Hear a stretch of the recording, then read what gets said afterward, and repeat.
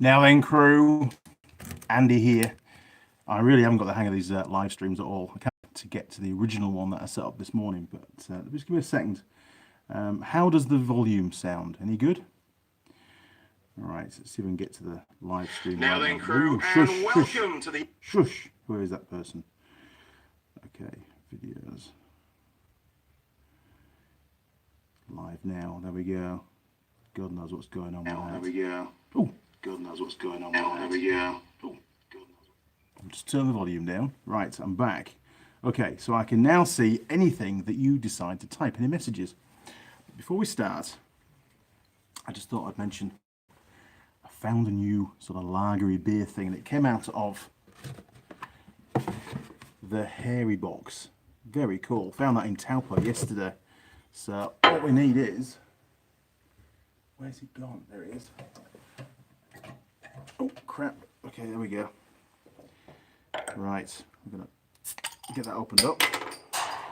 Well, how many have we got so far? 15 and 2 likes. God, honestly, my apologies for the really, really crap camera work going on. Is that too bright? There we go. That's probably right, isn't it? Well, for those 14 of you that are here, cheers. Thank you very much. Oh, we've got some messages. Justin Marrow. Hey, Andy. Hi, Justin. Who else? Anthony 4G. Good morning from Johannesburg, South Africa. Good morning, Anthony. Cheers. It's not morning here, it's late afternoon.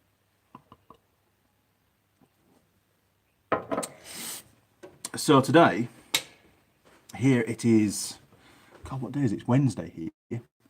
James Miller. Hello from Maryland. Hi, James. Doug Zabrik.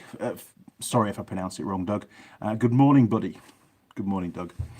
So today is Wednesday, and I have been working this morning to tidy up the workshop, and this afternoon on an ROV, and it had a problem.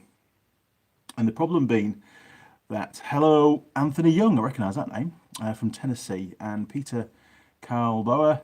Hi from South Africa. Geez, there's lots of XT500s in South Africa, so look after those. Yeah, so this side by side, it had a problem where it would rev quite high before it would actually set off, and that seems to be more, I believe, to do with the centrifugal clutch on the vehicle. So I'm busy working my way through that at the moment. I've done quite a few of the CVT drives on those on the particular model. Can't mention the model because it's a certain brand that I'm not allowed to mention. But yeah, well on the way getting that fixed. And I'm doing it to camera, and one day that video will go on the channel, but it can't go on just at the moment. Okay, what have we got? There's lots more on here. So we've got Mark Thompson. Hey, Andy, greetings from Auckland. Hello, Mark. From Auckland, only 240 kilometres away from where I am right now. Okay, so tell me, why is this booted? Hang on, just give me a sec to top out. I think it's on the wrong, it's connected to the wrong Wi-Fi. It is. Dare I disconnect it? Yes, because the phone is separate. So we'll disconnect that and we'll go on to that one. There we go. That'll work. Because we've got much faster internet in the workshop than we have in the house, believe it or not.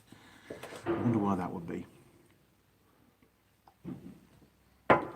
Now, let me just go back onto here. Sorry, I'm all over the place. Okay. Josh Benny. Hello, Andy. Finally. Had to refresh my YouTube, couldn't get on. Sorry, honestly, I couldn't find the live stream that I actually posted and scheduled. I did it this morning for 5 o'clock today. Couldn't find it, so I had to start a fresh one. Don't know what's going on there. It's probably me not driving the YouTube thing very well. Matawix, hi from Whangarei. Whangarei, I'll call it Whangarei. It's up north, about halfway up the way, up north of Auckland towards Kaitaia. And I go through there on a regular basis. This is weird because what's playing on here now is not live. It's got a drink. There's a quite big delay. It is. Hang on. See if I can get this live again.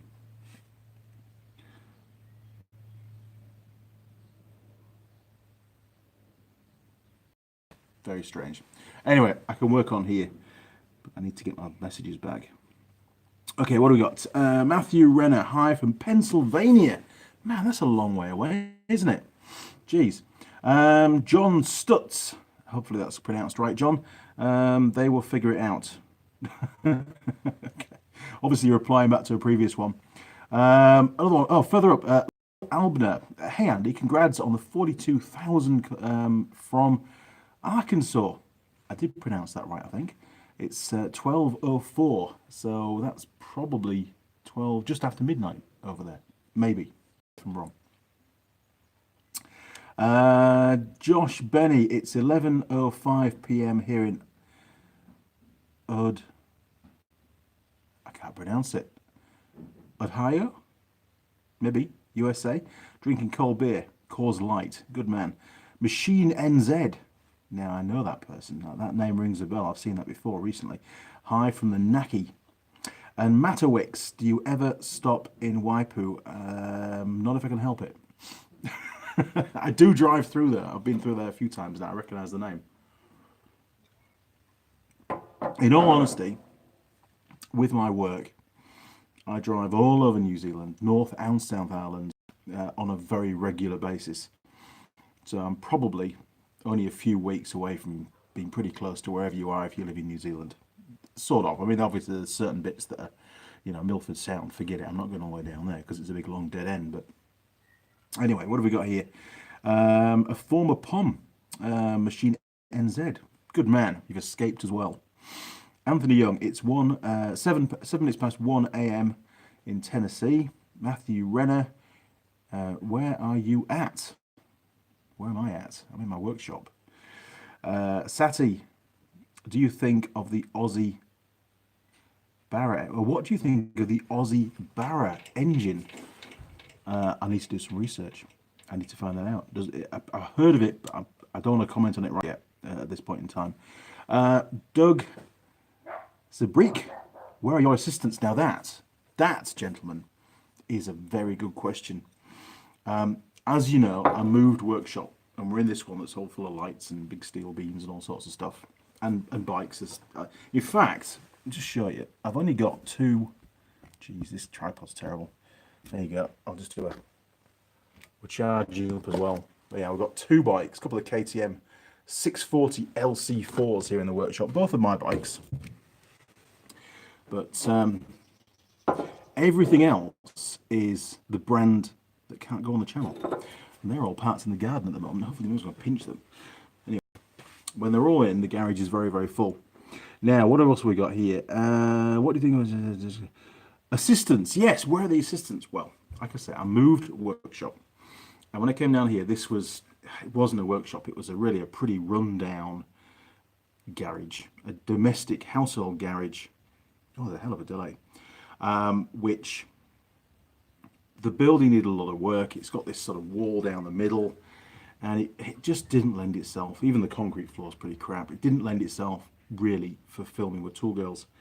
And of course, the wife wasn't over happy. I can't say too much because she's not far away, but she wasn't over happy for it to continue. But anyway, push comes to shove, it's going to happen, and it's going to happen in the next few weeks. But I've just got a couple more things to finish off, and then we're good to go. So hang in there, people. It will happen. I've got lots of little projects that I can begin once. I think Tool Girl Lily will be the first one to come down. So, hold your horses and hang in there, lads. What else have we got? Sir, give me your number. I can't give you my mobile number on air. That's not very good. You can send me an email. How's that? Matt, Waipu is boring. Hey, I'm not going to comment. It might be all right. I'm sure we'll find something to do. There's always alcohol. Now, hey Andy Mechanic. Hello from Montreal, Canada. Well, my daughter Charlotte's in Canada, so look after her. What else have we got? Josh Benny, I really enjoyed that really long video. If you're okay, I think it got sent before. Oh yeah, look. If you're meticulous strip down of that engine, it was very educational for me to learn. Good. I mean, when I finished filming that video, and the engine's just over there. You can see on the table just behind me. And I've still got the second half to do. It won't be anywhere as near as long because I'm just got a sort of flywheel puller out. But when I finished filming that day, I had nearly 4 hours of rushes And you will have seen in the video that as the video progressed, I really got to grips much more on how the transfer box side of that engine actually works. There aren't any, you can't, even though I did, you can't really label up any gears as super low or other gears as low or high because the gears are utilized in different ways depending on which ratio you're in. But yeah, I was a bit concerned about posting that video on the channel because it was so long. You know, when I'm on YouTube and I'm looking for a video to watch, I normally look for a video that sort of fits, that's long enough to fill the time slot that I've got of spare time, and that's about it. And if I saw a video that's 2.5 hours long, then I would really have to plan ahead and say, well, I want to watch it, but I'll watch it maybe on a Sunday or something when I've got nothing else planned. It certainly wouldn't happen during the week. So amazed that there's been over almost 2,500 views and a huge number of minutes, average number of minutes watched. People are really watching the majority of that video, which is brilliant.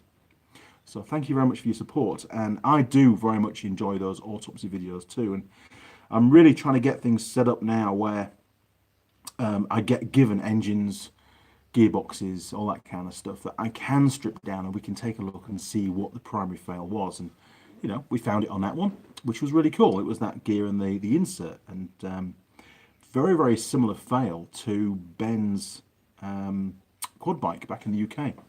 We used to stand it up on end, all the quads, and that had been stood for a fair few months, and all the oil had drained out of the shafts, and you know, between the gears it had all gone. It was dry, so when he hooned it across the field, it picked up, and what happened is the little collar, very similar setup, the collar blocked the oil way. It burred up and blocked the oil way, and then it was just demised from there on. Anyway, I think it was fourth gear on that one. So what else have we got? Louis, where do the Tool Girls come from? Well, that's a very good question. The Tool Girls come from a website called Star Now. Now, that's a website for talent. There's males and females on there. And basically people that have studied to some degree, you know, presenting or TV production or whatever it is, you know, been on stage or even as an extra, they can put their name down, put a profile on there and see if there are any takers. And they might get a job as an extra in a TV series, or, you know, in this case, they've got you know, a fair few of them got a position here as Tool Girls. And I do keep going back to that website, and that's where I advertise. But at the moment, I have no need for any new Tool Girls just yet, because we've got Tool Girl Jade and Lily, and of course Sam as well. Sam hasn't been on the channel for some time. She's been away, but I believe she is coming back. So we'll wait and see. So that's where they come from. Although one of the Tool Girls, Tool Girl Holly, was an ex-student, one of our students that I taught. She's very good on the tools. Tools, plural, gentlemen. Now, what else have we got? Machine NZ strip. What? Hang on, there's another one. Machine NZ. The ATV strip down was an excellent video. Video strip. Yes, thank you. Just wanted to clarify that. I'm not stripping off for you. YouTube would definitely not allow that. Yeah, it was. I really enjoyed doing it. It was a very long video, but yes, very, very cool. And we'll do more of those for sure. I had Ahmad, could be. Please, WhatsApp number, sir, give me. I'm from India. Just send me an email. Do it by email. We can't do that on live chat. Jared, the carb video fixed my CR250, baby. Little O-ring was trashed. Good. That's really cool. That video is one of the most popular, and the little tiny O-ring that usually sits behind the float bowl valve, the float valve, the seat, is often overlooked. So yeah, I was very pleased that that video's been seen by so many people and helped so many people. Now then, what else have we got? Matowix, do you think it's worth the risk riding with Motorcycle Regia on hold? The 200 is only half the cost of 1 year. Well, yeah, does it not come with points on your license as well, though, if you're a repeat offender? Hey, I can't endorse you breaking the law, but, you know, grab a calculator and that might give you the answer. Ahmad, Ayaz, I'm from India, sir. Give me, oh, I forgot it. I can't give you the number on live chat. Sorry, mate. Scofab, hey Andy, great greets from Japan. Japan is a great place. Never been, would love to go. I will be there one day, I guarantee it.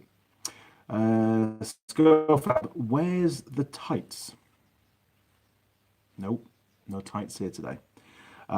Christian F, hello from Germany. Hello, Christian, and hi, Germany. Hope all those BMWs are staying reliable over there, because they're sure as hell not reliable here. Who else have we got? Another girl's coming back. Yes, we've just covered that. If you rewind after this live chat's finished, you'll be able to hear about what's going to happen with the Tool Girls and when. Hopefully, I would say the next few weeks. That's the plan. Ben Garage, hello from France. Hello, France. God knows what time it is. Tell me what time it is in France, Ben. It must be pretty late at night, is it? Or pretty early in the morning? I don't know. I'm no good at time zones. Roger Heaps. Roger, no Reggio, no ACC. Good point. But is that really true? If you have an accident in a vehicle and injure yourself whilst operating a vehicle on a public road, are they really going to say, nah, sorry mate, we're not going to fix you, you can just bleed to death on the side of the road?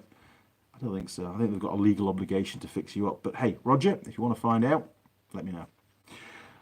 Oh, that's the end of the list. Jeez, come on people, let's have some more. Okay, I'll start rambling on again then. So what else have we still got to do on the Suzuki LT300? Well, we've got the flywheel to take off. The engine's over there, look, still exactly as it was when I finished the video. I need to get a puller. I was going to make one, but the puller would apply to 3 threads quite far away from the central boss.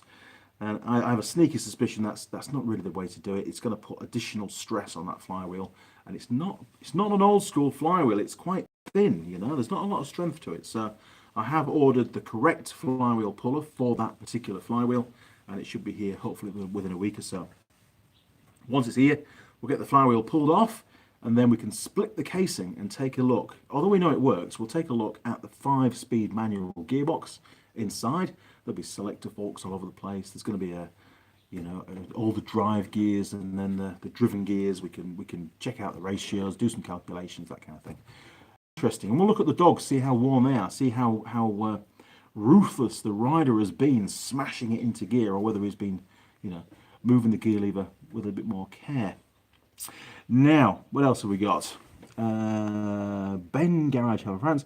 Right. Machine NZ, Andy, what do you specialise in? Well, what do I specialise in? It's a very good question because my skill set is quite broad. My family back in the UK, I grew up in an environment where we had a main dealership. It was a Nissan garage. We employed about 40 people. I was only a wee lad at the time. I was at school. And then it changed to Renault, and then we finally turned up. Oh, Kevin Bigger. Hello, Kevin. How are you? Kevin you should check him out. There's a link on my Instagram. He is, he's a motivational speaker now, but he actually won a rowing competition across the ocean, 1,200 kilometers of ocean rowing that he did. He did really, really well. So, hi Kevin, good job. And I really still, and he walked to the North Pole as well, I think, without any kind of support. So again, really enjoyed the motivational speech that he did a few weeks ago, and a pleasure to talk to. So, and also maybe, just maybe, he's going to set up his own YouTube channel. Who knows? Cheers, Kevin. Thank you. We'll see you around, maybe for a pint sometime in Auckland. So, what's next? Yeah, so that's where we are with that. There's one more video left to do. It probably take us an hour and a half. Most likely it's going to be 2 hours long. It'll be a long stint, but it's pretty cool stuff. And hopefully we'll get a few more examples like that. Where we get an engine come in, or a gearbox, or a diff, or transfer box, or whatever that's failed, and we can pull it apart and find out what was the primary fail. Now, Anthony Young, be glad when the Tool Girls are back. We need eye candy. Sorry, mate. I know I'm not a lot to look at, so I don't intend to try and raise your hopes. There will be Tool Girls in the next few weeks, but don't forget, Tool Girls, which we've actually proved categorically, doing a 2.5 hour video, a semi stripped down of that quad bike engine, actually has more attentive viewers, i.e. more minutes, average minutes watched for that video than usually a Tool Girl video. And you've also got to remember that for me to produce a Tool Girl video, normally the Tool Girl will be down for a day, and we usually will knock out maybe 4 videos during that sort of 6 hours of filming. There's a lot more direction to do. We have maybe 2 cameras normally, so and we try and do everything in one take. But the setup's a lot more. So, and it costs. They're not here for free. Don't forget. So I have to pay them. And the vast majority of those Tool Girl videos are actually loss leaders. They don't create profit. So I do those for you and of course for me because it's fun. But not every video can have a Tool Girl in it. It just wouldn't be viable. It would never happen. Okay, Kevin, thanks for the shout out. Hey, no problem, mate. I'm really pleased to have you on board. I've no idea how many viewers we've got. Let's have a look. Oh, got 21 people watching out of 42,000 subscriptions. Hey, what the hell? It doesn't matter. I'm enjoying myself, and I've got my my big hairy beer there. Look, from Tampa.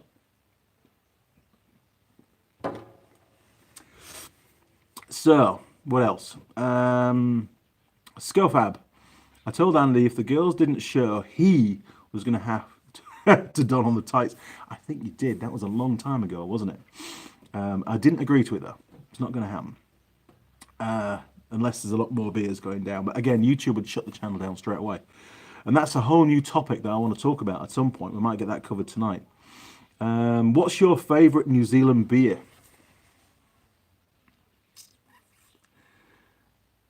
It's really weird watching the video. It's so far behind. But anyway, favourite New Zealand beer? I don't really drink much New Zealand beer, to be honest.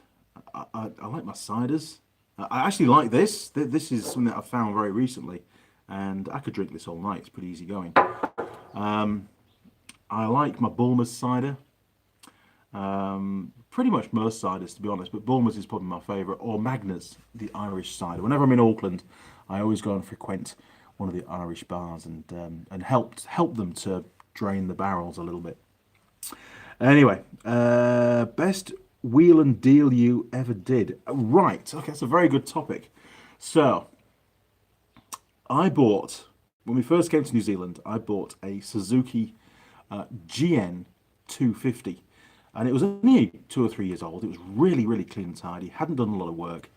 Got it back, and it was actually for the wife to ride around on. She wanted a bigger bike. She only had a little Yamaha SR125, and she wanted to ride something bigger. So we got it, and she rode it a bit, but she didn't really like it. And I found out that the bike was made about Bailey Snedden. Love the videos. Cheers, Bailey. Oh, look at that. Holy moly, mate. That's a fair chunk. Thank you very much. I really appreciate that. I'll put it to good use for you. If you've got any other questions, Bailey, give me a question. I'll do my best to answer it for you. Now, where was I? Yes, best deal. Okay, so GN250, bought it in. Wife didn't like it. Real clean and tidy. So I used it for a little bit. And I actually did. Whilst we owned it, I used it as a, rather than use the KTM to go to work on every day, because that's a bit expensive to run. I was pretty poor. Still am, actually. Although I'm slightly better off now, thanks to Bailey. I used to ride the GN250 to work. It was my sort of daily commuter. And then I got invited to do an enduro up north, near what we call the bombing range, just north of Helensville.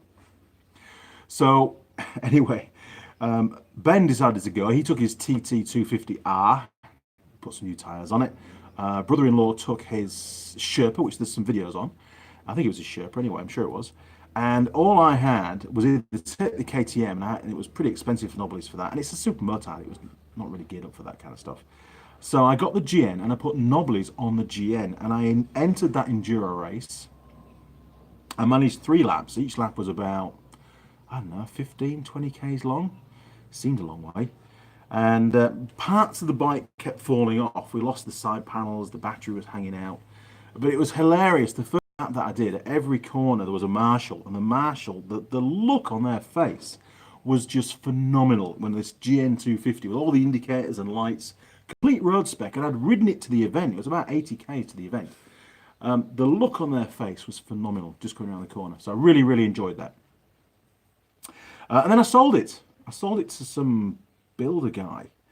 And then a few months later, he had to get out of the country for some reason. I didn't ask too many questions, and I bought it back for it had degraded. The seat cover had got ripped and a few bits and pieces, and I think it had no waff on it.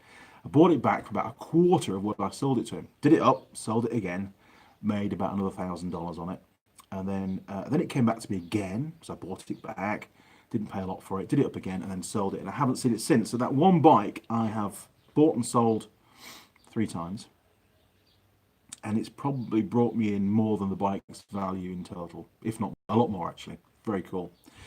Anyway, so there you go. That was probably the best deal, and it just seemed to happen that way. So what else have we got? We've got Gaurav Sharma. Hello, this message is held for review. Oh my word, it's got lots of smiley poos. That's all right, we can go with that. That's all right. Scofab, we've got, oh my, 2,000 something or others. JP Wise.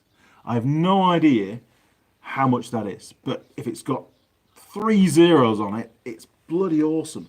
Cheers, matey. Really, really appreciate that. And it's great to spend a bit of time with you guys. And I have been meaning to do lots more live streams out of the workshop like this. We've got the internet here specially set up. It's got we're almost ready for 5G connection, which should be even better.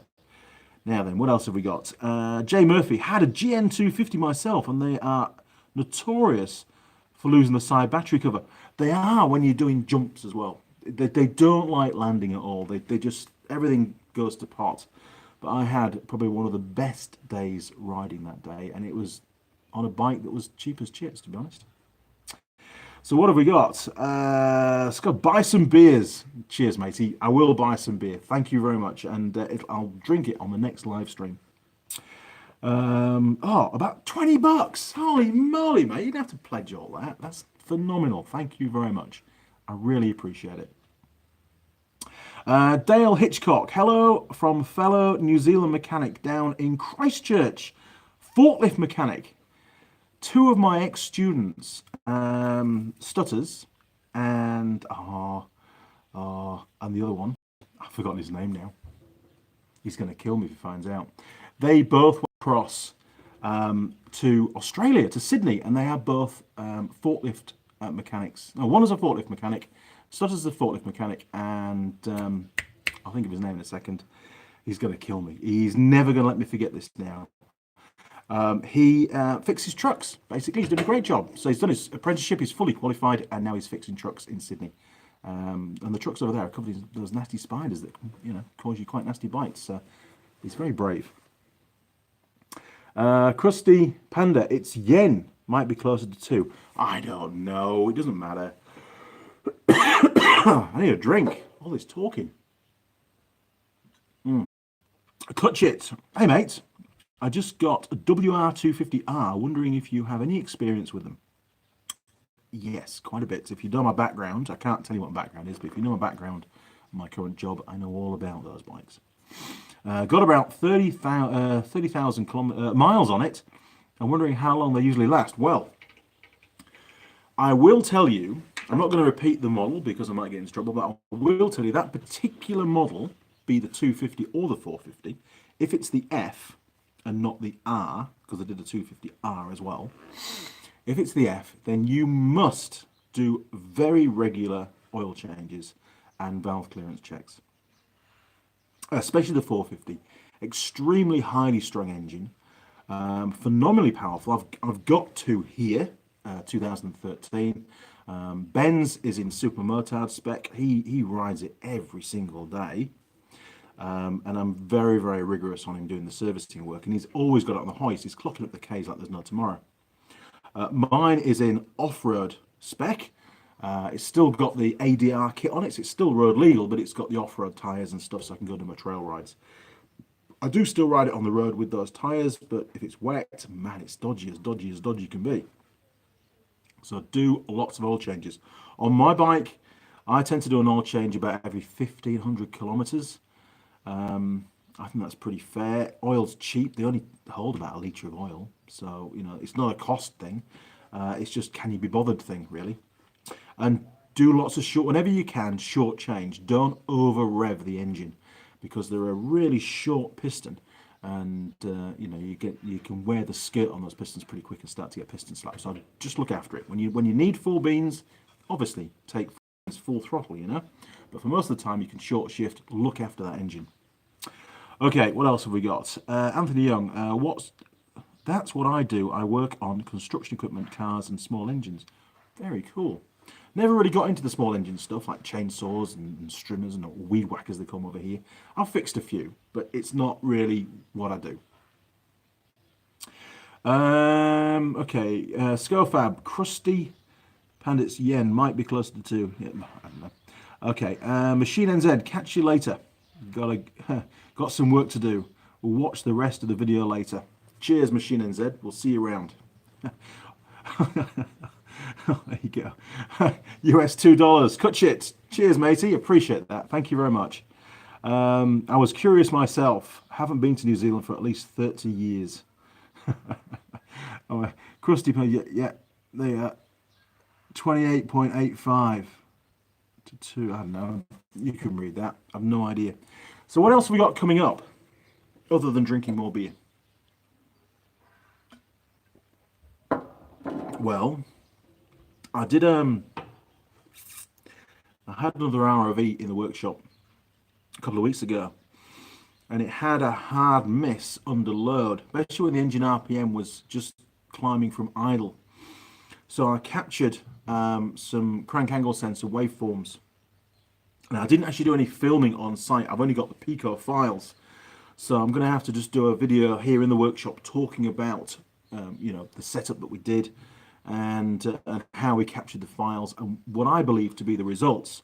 Obviously, I've given my diagnosis to the tech, and hopefully he's going to be able to fix it, because it wasn't a vehicle that I was repairing. I just got called in to do the diagnostics on it. So that's quite an in-depth kind of a study. I'm hoping Keith comes on board with that. Keith DeFazio. He's a really, really, really good diagnostic chap. But this isn't car stuff, Keith. This is side by side, so maybe a little bit different. It'd be great to get your opinion of what you think it could be as well. Ben's still building his shed. If you've seen one of the recent videos, I took you outside the mail call video, and he's done the concrete now. So the pad's all finished. Unfortunately, I have to say this, unfortunately, on the last day of concreting, it did rain a bit. And you know what rain does to concrete? It dilutes the top surface. So it loses that nice hard finish to it. And so hopefully it's not going to all turn powdery and fall apart. I was a little bit upset when I found that out, but it wasn't his fault, poor lad. He did his best. Anyway, I'm sure it'll be just fine for what he wants. It's mainly a storage shed as opposed to a workshop, so it's pretty light traffic on the floor. Okay.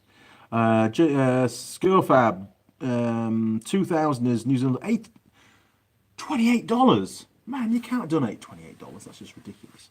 But you did, so thank you very much. I'll let you know what it turns out to be in reality at this end. Oh God, I can't read that. Ye Hassan, what do you? Most of the moderator time out me. Why? I don't know. I'm not moderating. There's nobody. There's only YouTube moderator in this. Are you in the UK? No, I'm in New Zealand. Simtech. Hi from Costa Rica, Andy. I have a question about rear brake on my Grizzly 450, YFM 450 FWAN. I have to be really careful what I talk about when it comes to that particular brand of AV. It's difficult because of where I work. So now tell me, is that a internal wet brake inside the final drive, or has it got the calipers? Is it a Kodiak or a Grizzly? So Grizzlies have the calipers, don't they? I think it's the Grizzlies that have the calipers on the rear wheels. So send me an email. That's the best thing to do. Flick me an email through, and then I'll try and help you. Okay. Talk simple English, bro. I'm a little. Oh, sorry. I will try. Okay. I'll try and use the Oxford English Dictionary for you.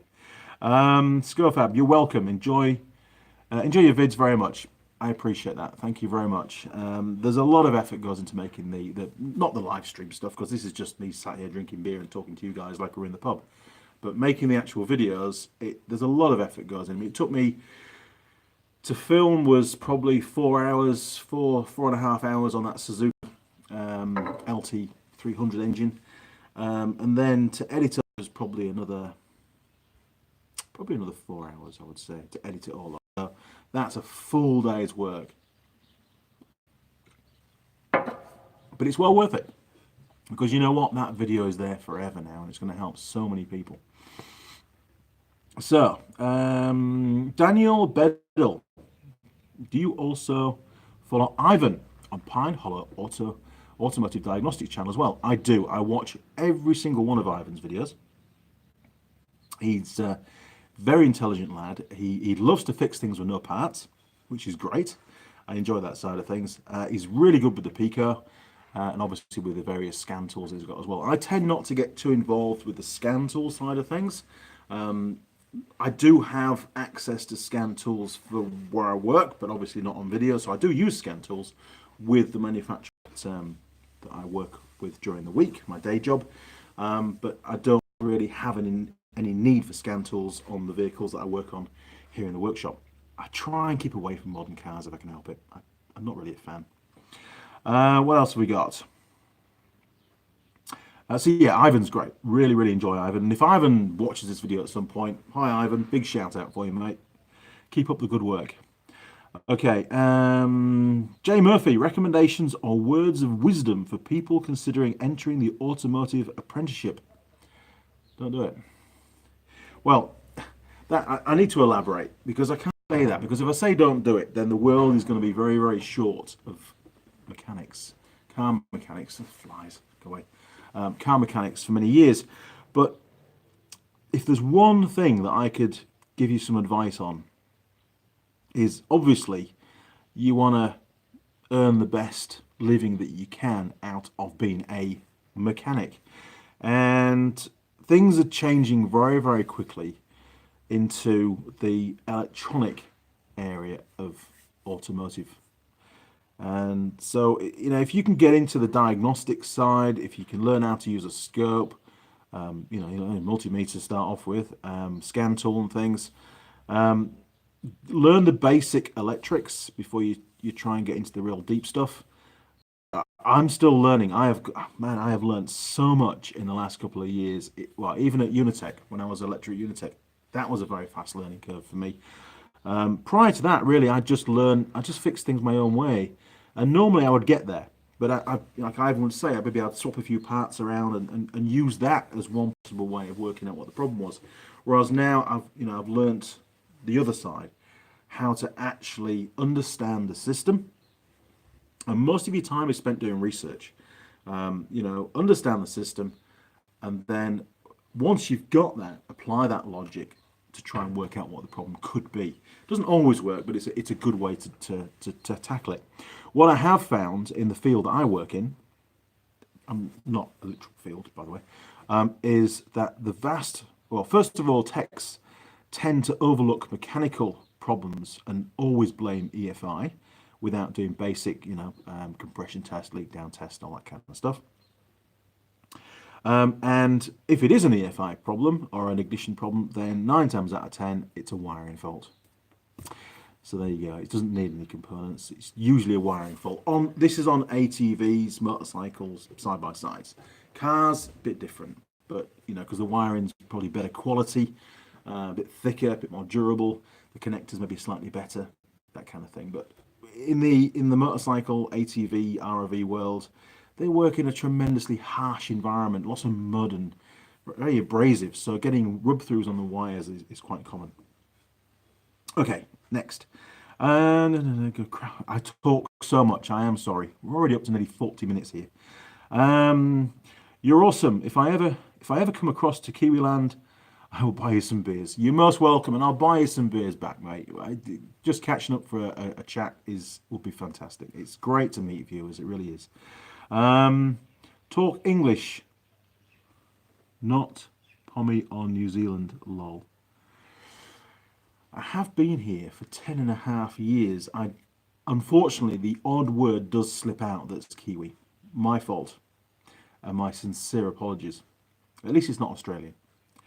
Okay, Monster Jack Black. And I'm not Jack Black. I'm not. I'm nowhere near as funny as Jack Black. He's a great guy. Um, Mark Tomlin. Hey Andy, enjoy your videos. Well, thank you very much, Mark. I do appreciate it. Big shout out to you, mate. It's great to have you all on board. Actually, 42,000 subscribers. I remember hitting the first 100, first 1,000. And then it just went on from there, and it's just been steady climbing away. And we get about, I think, extra 1,000 subscribers a month. And man, it just blows me away every month to see how quickly this channel is growing. Sure, there are plenty of other channels that start off small. Within a few months, they've got tens of thousands, hundreds of thousands of subs. But that's more your run of the mill kind of content, you know. The automotive channels are they're pretty specific. They really are. And I try to make mine a bit different, having the tool girls on board, and maybe just doing different stuff as well, like the Rescue Charlotte mission. So I've got all the rushes are obviously done. That trip is over and done with. I won't give you a spoiler, but I'm about halfway through editing the second video, and it'll be a mini series with 3 videos in it. So I'm about halfway through it. Okay. Anthony Young. Not all model cars have a good grade of white. Oh, modern, I think he means. No, you're quite right. They don't. Cars do have their own problems as well, but the working environment for an ATV, especially here in New Zealand, is horrific. It's really, on the farms, it's really, really bad, and it doesn't take long sometimes for the wiring to rub through. And it's easy to blame the component, Somebody will jump on there with a scan tool and say, it's an injector problem, blah, blah, blah. And then they'll fit a new injector and it won't have fixed it. And all it is a broken wire. So, the same with idle speed control valves and stuff. It's just a broken wire usually. And the basic skills of technicians here in New Zealand, I've seen quite a decline, both at Unitech and out in the real world. That skill set just seems to be dropping, and it's a real worry. We need these people to fix stuff, and they need to have the basic skills to be able to do that. Anyway, what else have we got? Daniel Bedell, you're right. He's a very good and very smart guy. But don't make me blush, mate. It's all good. Oh, Tool Girl Lily has just added something to one of her stories on Facebook. Jeez. Now then, Andrew Hallett Patterson. Hello, Andrew. Going to do an apprenticeship. Try not to restrict yourself to dealer-specific mechanical training, as your knowledge will be very limited and maybe a few brands. I agree completely. You're going to grow your skill set a lot quicker if you're in a garage that works on many different manufacturer brands, different models and so on. If you go straight into a franchise dealership, then you're very much tuned to that particular manufacturer's way of doing things, and it really sort of sets the course then as to where you're going to end up in the future. But the other side of the coin is you do get very, very good in-house training through the manufacturer, and you'll get official certificates and stuff for the courses that you've been on, and they pay well. They pay really well, and you get lots of training, which is great. So there's advantages and disadvantages of those two avenues, whether you go into an independent dealership working on lots of different cars, or into a franchise dealer. What else we got? Simtech. Sorry, can you let me know your email, please? Is that my email you want, or somebody else's? Probably somebody else's. My email is in the description of all the recent videos. Not this one, but all the recent ones prior to this. So not in the live stream stuff. Bailey Snedden. Hello, Bailey. How are you doing, mate? Bailey asks, any advice for someone about to start an automotive YouTube channel? Good man, do it, seriously. Talking about YouTube channels, I was down in Wellington the other week, and I was at a bar, as always, on the evening. I'd finished my day's work. It'd been a very long day, as always. Lots of driving and stuff, and meetings. And I got introduced to these 2 young Italian ladies at the pub. And they were busy smoking shisha. and I was busy drinking my ciders, and we got talking, and we talked. I was probably got there about 8 o'clock in the evening, and we got talking till about 11. So we were talking about 3 hours, and I vaguely remember getting dragged up onto stage to do some karaoke. It was not a good sight, believe me. It was what the hell did we sing? Oh God, Shakira. It was Shakira, one of Shakira's songs. Anyway, it was terrible. I couldn't sing it. And fortunately, what saved the day is the mic was turned off. But anyway, I keep digressing. These two girls, they were touring New Zealand, and they initially started working on one of the agricultural sort of picking, as a fruit picker kind of person. Doing that, they got bored of that, which doesn't take long, and decided to tour New Zealand in an old camper van. And they're both baristas. They're both qualified baristas. So they're heading down. They'll be in the South Island now. I think they've gone to Hammer Springs, and they're at a coffee shop. They said it was bang opposite the Hot Pools place. I'm in Hammer Springs next week, so I might be getting a free coffee. So yeah, they said to me, how do we make money, Andy? And I said, well, I told them about my YouTube channel, and I showed them some stats and all the work that I put in. I said, well, what's your skill set? And they said, oh, we make coffee, we're baristas. So I said, why don't you make a YouTube channel called The Barista Girls and do short videos on how to make each type of coffee, and maybe go a bit into depth about the different beans that are around the world, and do some research and that kind of thing, and put your knowledge on your channel. And they seemed very impressed and very enthusiastic and thanked me extremely well. And who knows, there might be a YouTube channel start up in the near future called The Barista Girls. And if it is, then I'll support them as much as I possibly can. I think they'll be a real hit. So yeah, starting with a YouTube channel, it's not easy, and things have, I believe, changed a lot since I set mine up. This one's been going about 3.5 years. I haven't even looked at the setup criteria. Will it be a success? I don't know. Maybe obviously you need knowledge. You maybe need to do something a little bit different to what everybody else is. There's a lot of automotive channels on YouTube now, but everyone's a little bit different.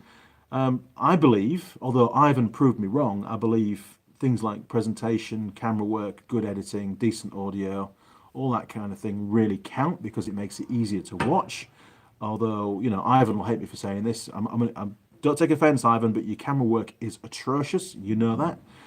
But your content more than makes up for that. That's just the way it is. So you do have to have good content. It's really important. And if it's excellent content like Ivan's, then yes, you can get away with some of the other factors. My content, I believe, is okay. Some videos are better than others. I do my very best. My knowledge base in some areas is nowhere near as strong as in others. But my aim is to sum it up, is to download my knowledge onto YouTube, because as sad as it is, one day I won't be here. And you know what? I make videos, a lot of videos, there's nearly 100 of them now, which I've made previously that are not live on the channel. They're not public. They're all unlisted. And those videos will only go live once I'm not. They're there for you for the future. Anyway, enough of that. Some more big hairy. Yes.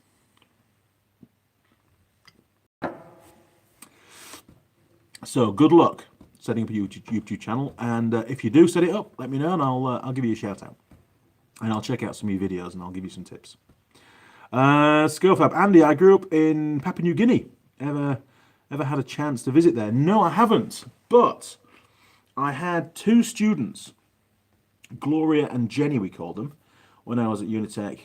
It was the first year that I was there. They were from Papua New Guinea, and they'd never used a computer before in their lives. They had a lot to learn. They stepped up. I think they were there on a scholarship, some kind of placement. I helped them a lot, and they both passed the course. They then went back to Papua New Guinea, although they wanted to stay in New Zealand, they couldn't. And Gloria is a qualified welder on a ship. And Jenny, I think she's on a ship as well, doing something mechanical, like helping with the engines and things. So they've both managed to get themselves really good jobs. Very, very proud of them. So yeah, it's great to see your students do well. But no, I've never been. Sorry. What else have we got? Andrew. Oh, it's just about gone. Hang on. Can I bring it back? I don't know if I can bring it back or not. No, I can't bring it back. Just about to start an apprenticeship with Rio. I'm reading half a text into Western Australia, and were exposed to dozens of national and international brands, and the training was and still is incredible. Yeah, Australia actually is very, very good at training, so go for it. Now then, Ronald, what's going on there? Reynold Flores Luna. Oh my God, it's Spanish. Hola, amigo. Hello, friend. Gracias. I can read a bit of Spanish, but something about a gun. Pistola. Oh, Pistola Impactor. So impact wrench, 3/4 drive. What's my experience with automotive? I'm not very good at Spanish. I get the basic gist. Something about a 3/4 drive impact wrench. What would I get? Well, if it was a battery one, I would get the Makita, the 1002, but with the 3/4 drive anvil on it. It's been fantastic, and it undoes everything. It's really, really cool. If you want an air tool, I did have a Blue Point 3/4 drive years ago. I think Ben's got it now in his workshop. I haven't seen it for a while. They better have. Very powerful when I first got it. Depends on how big your air compressor is, obviously. It uses a lot of air. CFM air compressor for that. But in recent years, it has lost a lot of power. I think it is a rebuild and new vanes and all that kind of stuff. Personally, I'd go down the battery route, the electric impact wrench.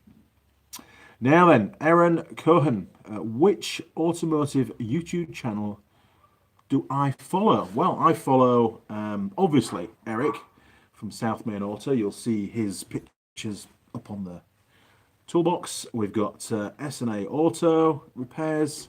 I believe it's Corey, from memory. God, sorry, Corey, if it is Corey. I'm sure it is. Sorry, Corey.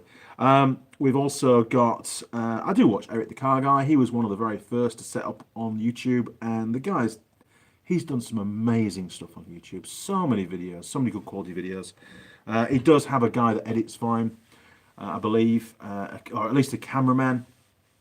Fantastic workshop, and it was his full-time job for many years. And I can't compete with that. I don't try. In fact, that's something us automotive YouTube channels, we don't compete against each other. We actually enjoy and thrive on the content of the other channels. It's a collab. Have we lost our live feed? We're still going, hopefully. Yeah, I believe so. Out of beer. Just came back up. Cool. Thank you.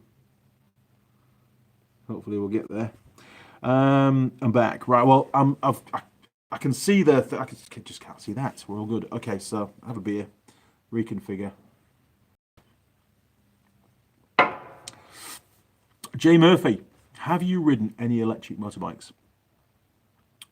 No. I have been in electric cars. Prius, I hate Prius, honestly, horrible little car. I believe they're so quiet, they're too quiet, they just run over pedestrians all the time. And most of them are driven by taxi drivers, of which some of them tend to do alternative methods of driving. So that combination's not always ideal. But yeah, I have been in a number of different electric cars. Unitech do teach about electric cars now.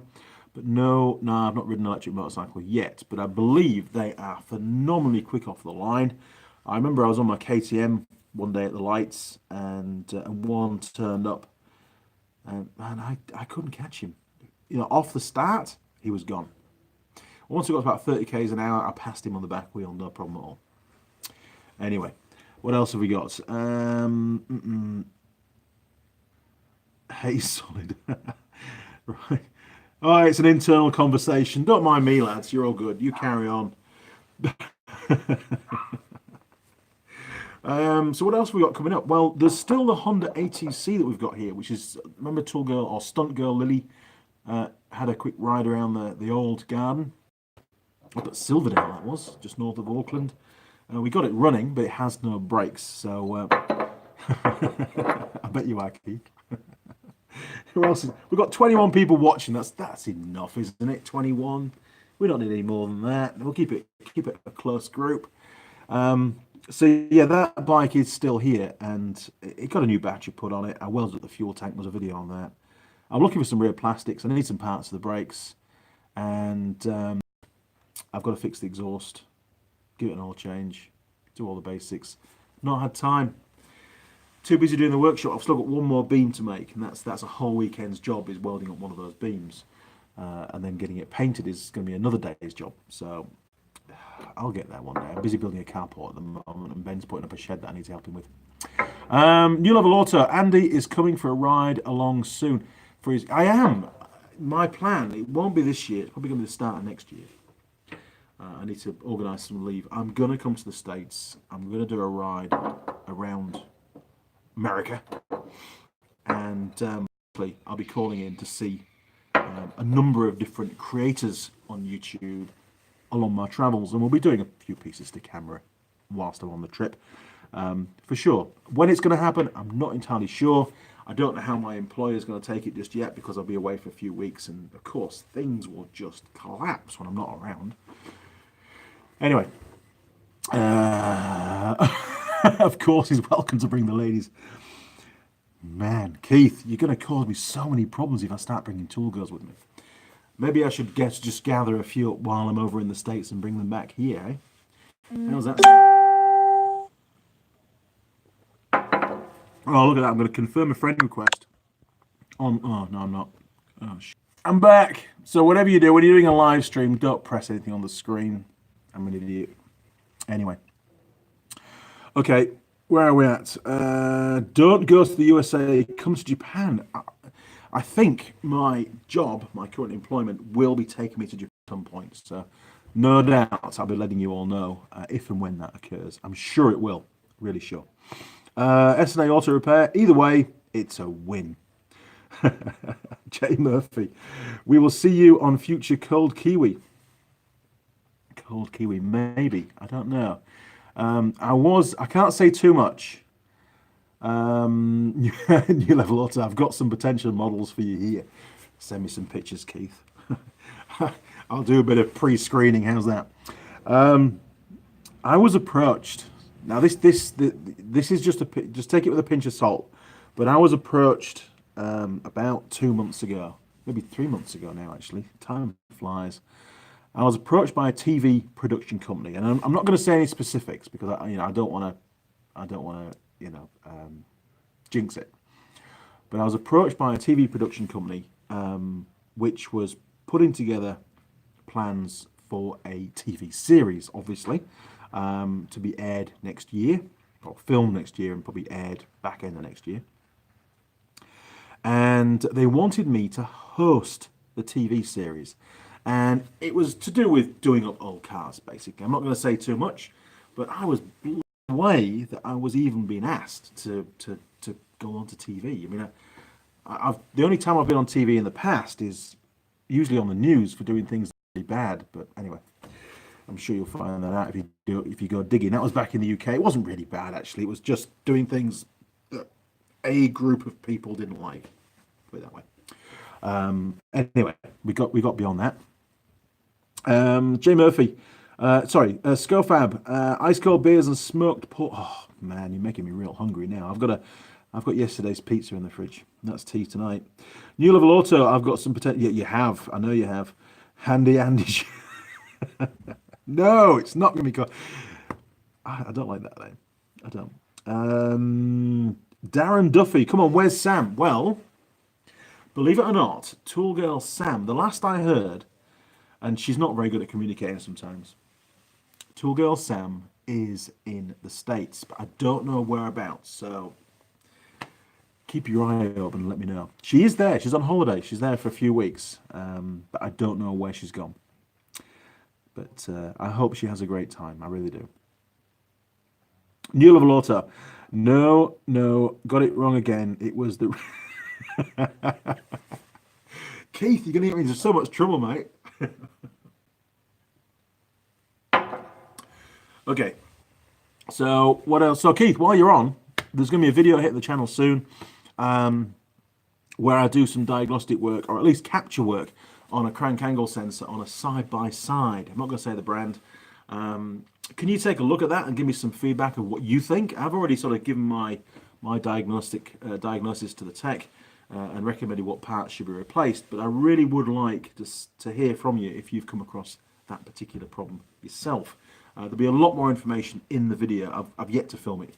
All I've got are the Pico files, so it'll be a case study from the workshop talking about the Pico file and looking through the waveform. What else have we got? SNA Auto Repair. Give Sam my number. I'll show her around. Email me your number, mate. We'll find out if she's anywhere near you. I trust you.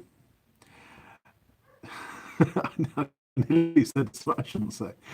Be careful. I'm watching you. Okay. Doer. Figured you've lived in New Zealand long enough to have been an extra on Shortland Street. Was I an extra on Shortland? I have done extra work. No, it wasn't Shortland Street. I haven't done Shortland Street. I did do. What was it called? There was a detective series that was based over near Helensville.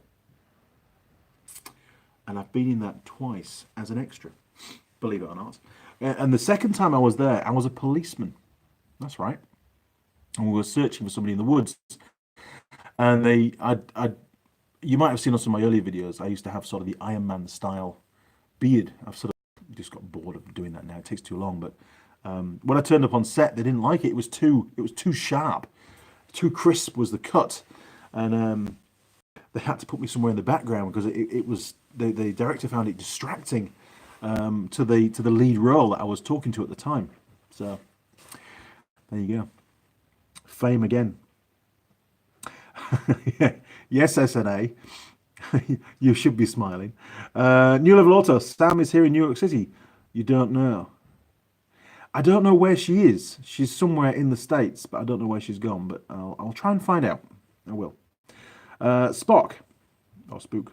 Spook. Is it just me, or does he look a bit like... Oh, my God. If I got $1 for every time somebody said I look like Jack Black, man, well, I'd be able to afford a beer at least, I tell you. It's all gone. We need another one. How long are we going? An hour and 4? Jeez.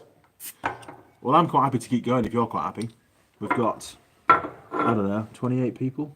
See if I can get this thing working again. I couldn't see myself on here before. Not that it matters too much, but let's give that a go. Might be working. Give it a refresh. We've got an advert playing. Who would put an advert on a live stream? Thanks, YouTube. Anyway, so what else have we got coming up? Well, like I said, I've been making lots of videos that I can't post on the channel yet. New Level Auto, you didn't have to... towards the... Thanks, Keith. I appreciate it. And don't forget, we're doing a video again this Christmas. All right, so we need to get that organised. Don't leave it too late. So yes, I will be coming to see you, Keith. Guarantee it, and you can show me some of your amazing equipment. Hey, while you're on, did you get you had a break-in at the workshop, didn't you? And a lot of tools got stolen a few months ago. Did you get sorted out? I hope so. If you're still short of hand tools, I have contacts with Teng, and Teng are in the States, so I might be able to hook you up with some good deals. If you're still short of any sort of hand tool stuff, let me know. You've got my email. Daniel Bedell, 20. Oh, mate, you can't do $20. That's just mental. Thank you very much. I do appreciate it. Yeah, that's quite humbling, actually, mate. Way too much. It really is. But thank you. I'll put it to good use and guarantee it. Reynolds Floors Luna. Oh, that's the Spanish guy. I'm sorry. I can't. Someone needs to translate that for me. Something about books. Oh, what books could I recommend? I forget the names. It's so many years ago that I was at college and all my books got left in England, which I was very, very upset about. believe it or not, if you are studying to learn about automotive stuff, in my opinion, sure, you've got to learn the theory side of things, and there's plenty of books that will cover that. But if you watch the videos on YouTube, you've got Eric Earl, you've got Keith, you've got Ivan, and SNA Auto. There's plenty of guys out there now. That information that they put on their videos is gold. It's taught me a lot. It's helped me out a lot. I'm sure my videos have helped other people out a lot too. It's a library of knowledge of these videos, and I sincerely hope that YouTube continues forever, for as long as the internet does. It doesn't change its format too much, and B, none of these channels get shut down because YouTube. The problem is YouTube's criteria continues to change. It gets reviewed and updated, and videos that were fine previously may actually fall foul of the new criteria. And if too many videos on your channel fall foul, they just shut your channel down. And if that happened to me, I would be devastated. I'd be really, really upset. I've put thousands of hours of time and effort, most weekends, most evenings, into producing these videos. Not quite so much in the last 6 months. I've been too busy with work and a lot of traveling too, but there's still, nevertheless, an awful lot of effort goes into making these videos. So to have a channel pulled down would be terrible. I mean, sure, I've got all the videos on a couple of different hard drives stowed away, and I can upload them all again. But seriously, to upload 600 videos, it would be weeks, if not months, of work. It really would. And would I put them on YouTube if they've already pulled them down once? Probably not. They'd have to go onto a website, and then you'd pay a subscription, which is pretty sad. Anyway, we've got heaps of stuff going on here. Where are we at? Daniel Bedell, I watch you guys to help educate myself. Well, that's exactly the idea. It really is. That's what the video is all about. We all have a common thread with these automotive channels, and it's that we're here to share the knowledge. We all have different experiences and different skill sets, Scofab, Nobby Nobles asking about books regarding failures of engines and transmission sensors. Well, Keith might be able to help with that. Like I say, I just do a bit of that kind of stuff. Nobby Noble, get the girls to sing in a Yorkshire accent for Christmas. That would be hilarious, because none of them are Yorkshire. It would be terrible. It would kill the Yorkshire accent forever. I'll see what I can do. New Level Auto, Andy, all the work you put into the videos really shows. They are always top-notch. Well, Keith, thank you very much. I'm actually pretty quick at editing stuff now. I mean, I edited a video last night and another one this morning when I got up. Wife was still fast asleep, as always. Those are videos for the future that have got the brand in that I can't show at the moment. But again, it's just 2 more videos that will, be on the stockpile. I'm trying to get into doing more diagnostic stuff. I've done enough brake videos, just like Eric, and we've all done that kind of stuff. And it's doing the diagnostics, whether it's stripping an engine down and finding a mechanical fault, or whether it's finding an electronic fault with an EFI or an ignition system. They're interesting stuff because often they can be quite different. Daniel Bedell, Sweet Christmas. It would be, most definitely. Scofab, sorry, that was for Reynolds. Oh, okay, sorry, mate. New Level Auto, Nobby was translating for Reynolds. Yep, thanks. Scofab, Tool Girls calendar. Yes! There's a printers. This is how useless I am, right? There's a printers next door to where my office is in Auckland for my day job.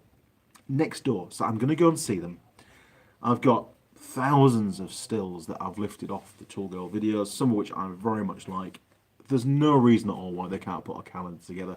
I might do a run of, say, 100 calendars, an exclusive, and then we can get them, we'll do something where you can just order them by email and pay on PayPal or something. I don't know how we'll actually, what platform we'll use to get those out there, but we do need to do a calendar. And keep reminding me, people, because I need to make it work now rather than further down the line. I don't want to leave it too late. Jacko DCS, hello mate. Here's to you. Welcome aboard. New Level Auto, terrific.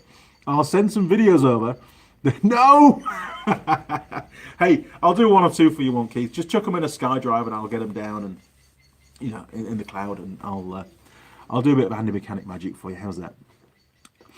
Okay, you'll have to send me your logo though, because I've only got a photo of your business card, and actually having a digital copy of that would be great.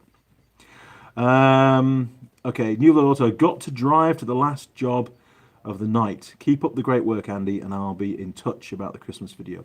Cheers, Keith, and listen, drive safe, and hopefully, I wish your diagnostic to be speedy, and for you to get home at an early hour. See you around, matey. Cheers. Okay, Daniel Bedell, Keith. Oh, thanks for your video on the Lincoln Navigator. It helped me out with a navigator issue I had here. Cheers to you all. Yeah, thanks, Keith. Your videos are invaluable, and it's amazing how just spending a few minutes or an hour putting together a video of one person's time and putting it up onto YouTube, how it can actually help tens, hundreds, thousands of people around the world. It really is phenomenal, actually, how it all works and how we help just help each other out. Early, it's 2:15 a.m. What the hell? You're still watching my video? Cheers, matey.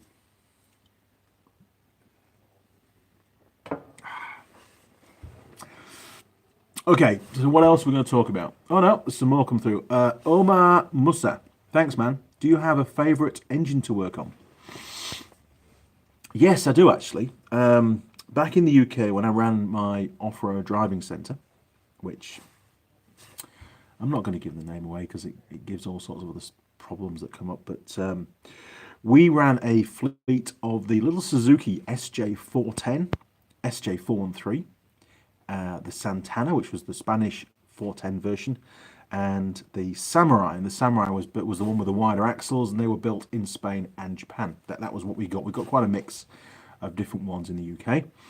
And the 1 litre had the F10A engine in it. That was a 4-cylinder, 4-stroke, 1000cc, 998 or whatever. That was a lovely little engine. It was what we call a safe engine. So if the cam belt snapped, then we had, it didn't, the valves didn't hit the pistons. There was sufficient clearance. So basically, you could run your cam belt and it finally gave up, and you just pull up at the side of the road and stick a new one on, and off you go again. Not that they often snapped. Now, people would say they were a bit gutless, and the drivers tended to ride the clutch an awful lot because they were a bit gutless. There wasn't a lot of torque output from the engine, but they were so easy to repair. I could undo the engine mounts, under the bell housing bolts, and lift the engine out by hand. Didn't even need a hoist on the 410s. Even the 413s were pretty light because they had an aluminium block. Same with the gearboxes. They had a separate transfer box. What I am hoping to do, and I do keep looking on TradeMe, which is our sort of online auction for vehicles here in New Zealand, I am going to purchase probably the start of next year, because I've just bought a new trailer, which was $16,000. Don't tell the wife. I'm going to be buying a Suzuki SJ410 413, or I don't really want a Samurai if I can help it. I'd prefer one of the older ones. Just got to find one that's within the budget and not too rusty, because I'd like to get it back on the road if I can. My youngest daughter Eloise has said that she would like one of those to drive around in. So that would be a ton of videos, because I've built those vehicles from scratch. I've built the engines, I've rebuilt the gearboxes, transfer boxes, rebuilt the axles, rebuilt the diffs, grabbed a shell, grabbed a chassis, put it all together, made a Jeep. And during the first 10 years we had the off-road centre, I purchased 327 of those Jeeps. And believe it or not, by the time we left the UK in 2008, there were only 6 left. Yeah, our customers had destroyed a lot of them. Some of them were just bought for parts. They were too far gone. But a lot of them did go through the fleet. We did switch across to Nissan Patrols near the end, and they were bulletproof machines, really, really good. But now I know an awful lot about those little Suzuki SJ series vehicles. I've even worked on 1 or 2 of the LJ80s, the older ones. Anyway, so that's another project for the future. Plus, I'm going to buy a Unimog, because I had a Unimog in England. I missed my Unimog, and they're about 20k from the army here. Okay. New Level Auto, it's not just a community, it's a family. You're right, Keith. And you should be driving now, so thank you very much. And stop messaging while you're driving. Just drive. I don't want to hear any bad news. Yes, you can leave. That's right. Okay. SNA Auto, Stronger together. You are right, matey. It really is, and I've always felt very, very welcome amongst all the other automotive channels and the creators that produce those channels, because end of the day, we're all people, you know. Sure, we make these videos for everybody, but we are just people. So, what else have we got? Scofab, we are connected by more than electrons.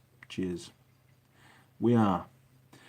Older Jimny, I have a 73 LJ20. Now you see that those vehicles were called different names around the world. So the LJ20, was that the two-stroke engine? Can you tell me? Because I think it was about a 600cc triple two-stroke was the first engine to go in those, the old school, really boxy kind of Jeeps. Let's find out. Omar Musa, great, thanks a lot. No problem, sir. Scoffer, 360cc two-cylinder two-stroke. You are joking me. Holy moly, that would have been a fantastic little engine to work on. Okay, so did it have reeds or did it have side valve? I don't know how it would work. You tell me.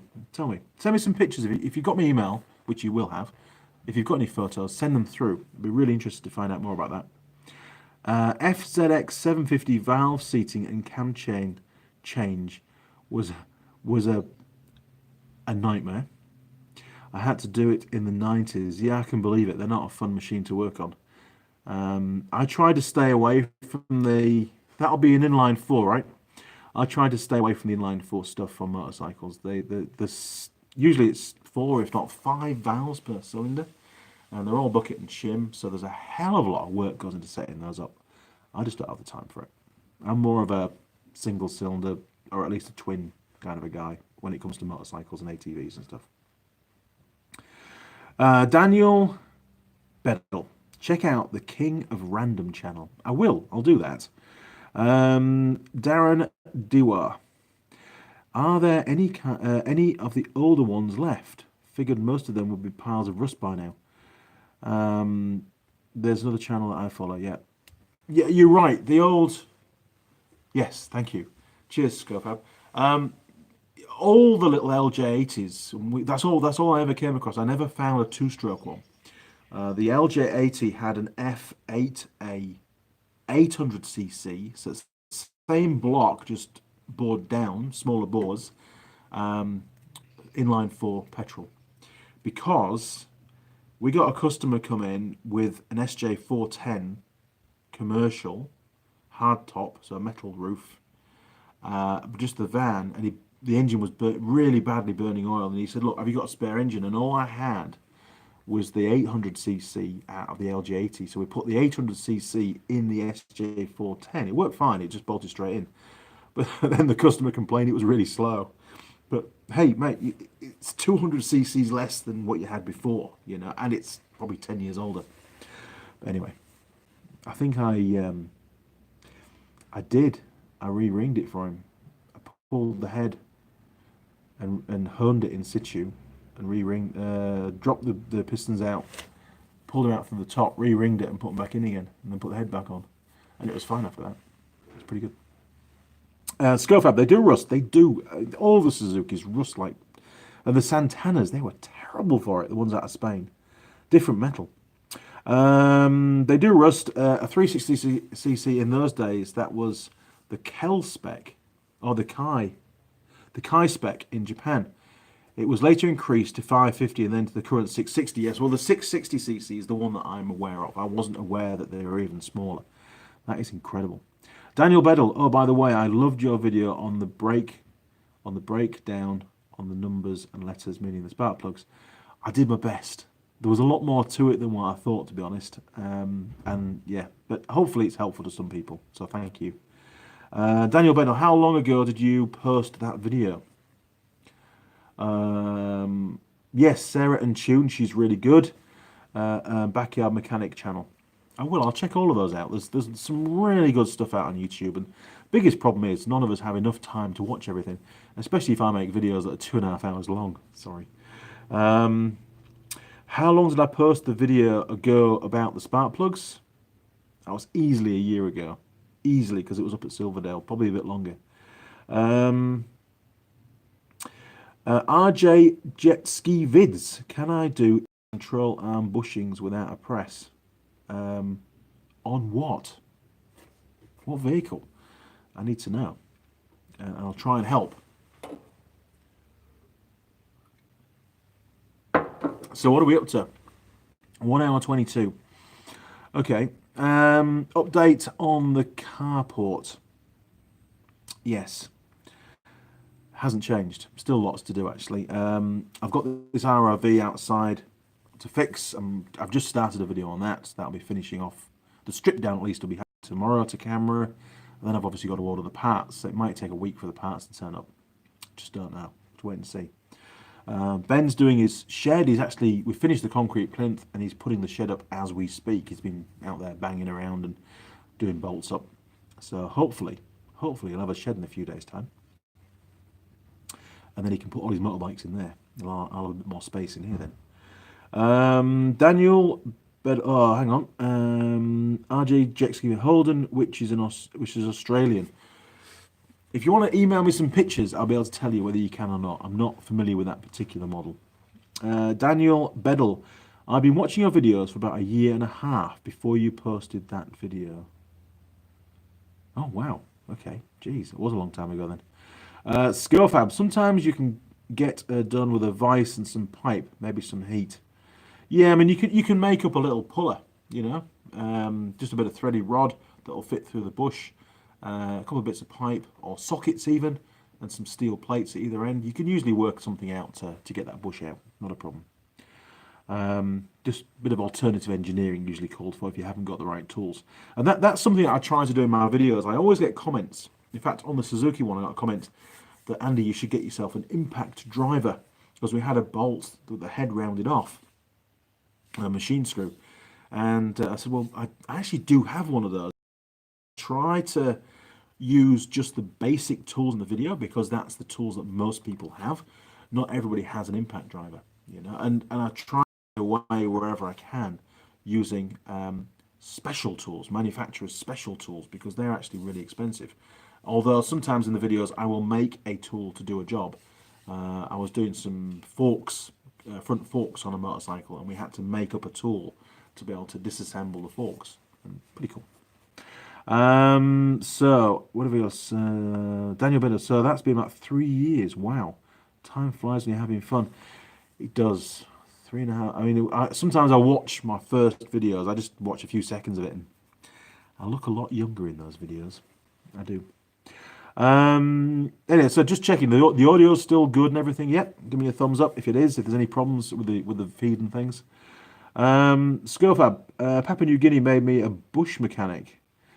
Yes, I mean, a lot of the repairs that we did to our fleet vehicles in England, we had 87 vehicles on the fleet. Most of them in the last few years were Nissan Patrols. We had probably well over 30 of those. We had about 42, 43 quad bikes.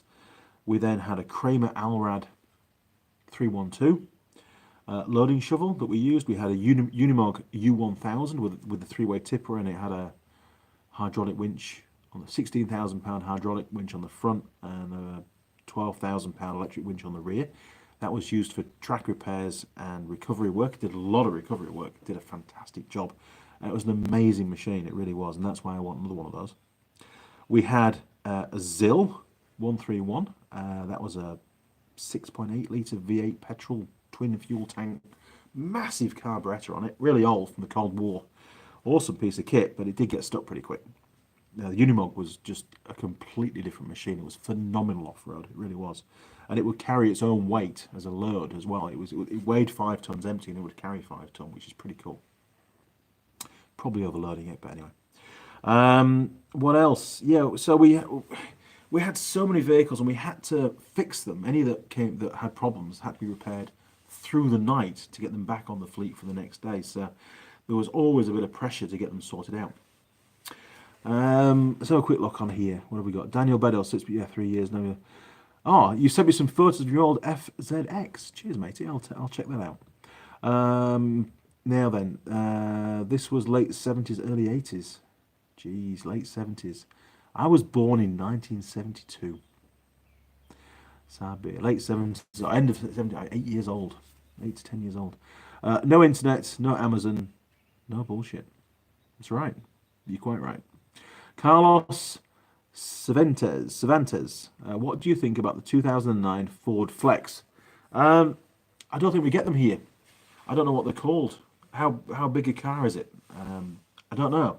Ford, is that an American Ford built or is it a European Ford built? Don't know because they vary quite a bit, don't they? Brian Graham, big thumbs up. Cheers, Brian. Thank you. Daniel Bedell. Any more air compressor videos? Any more broken air compressor components? No, not yet. The Atlas Copco air compressor that I got from ISL Industrial up in Auckland, the guys that bring in Tang Tools that sponsor the channel, I did have to pay for it, but I got it pretty cheap because it was damaged in. Oh, beer. Jeez. I need some more.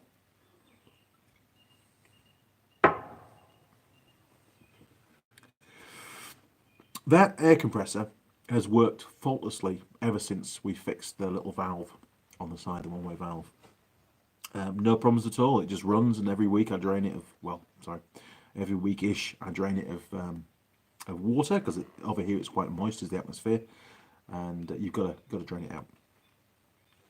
But no, at the moment there isn't. The little one that we stripped down and we found the burnt out armature, I think it was, or no, field windings were burnt out, weren't they? That has just gone to scrap. It obviously isn't worth fixing. They're only about 150 bucks brand new. But it did get recycled. It didn't just go in the bin. I actually took the metal away to get recycled. Okay. Right. Nobby Noble, have you played about with the new electric trials bikes? I haven't. I would love to say I have. I know that pretty much all motorcycle manufacturers at the moment are doing research and development work into electric motorcycles.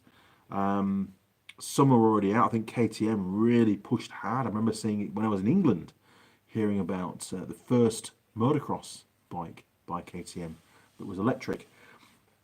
Don't really come across them over here. I've come across one or two on the road motorcycles that are electric, but they always seem to be very much in the minority. There's, you only maybe see one a year. And I often don't see them again. So whether they've had problems and come off the road or what, I just don't know. But it's something which I think there is a company now that's developing a farm motorcycle, which is electric, but the range just isn't there at the moment, to be honest. And everything's just a little bit too. Well, it's not durable enough. It's almost bicycle brakes and things. And in a farm environment, it just won't last 5 minutes. Those lads push those bikes real hard, and everything's got to be super durable and twice the size you'd expect it to be. Otherwise, it'll just break. But it's getting there, and it will obviously happen. Scofab, by the way, did you get the leaky valve cover sorted on the F6A? Ah, little Henry. It's got a name now. Henry is the vehicle I rescued Charlotte and Trevor all the way back from Queenstown. That car is now here. It's just outside. Did I fix the leaky valve cover?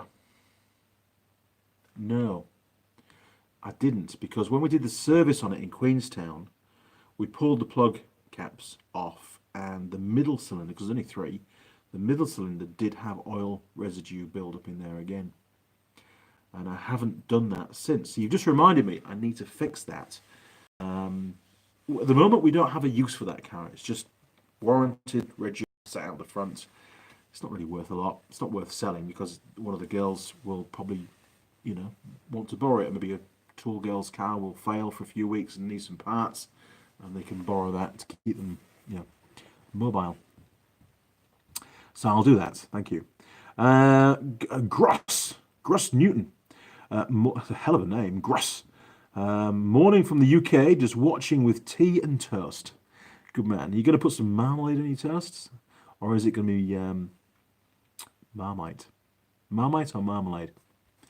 What would I go with? I used to like the green marmalade, the lime stuff, but I'm not really a fan anymore. My tastes have changed.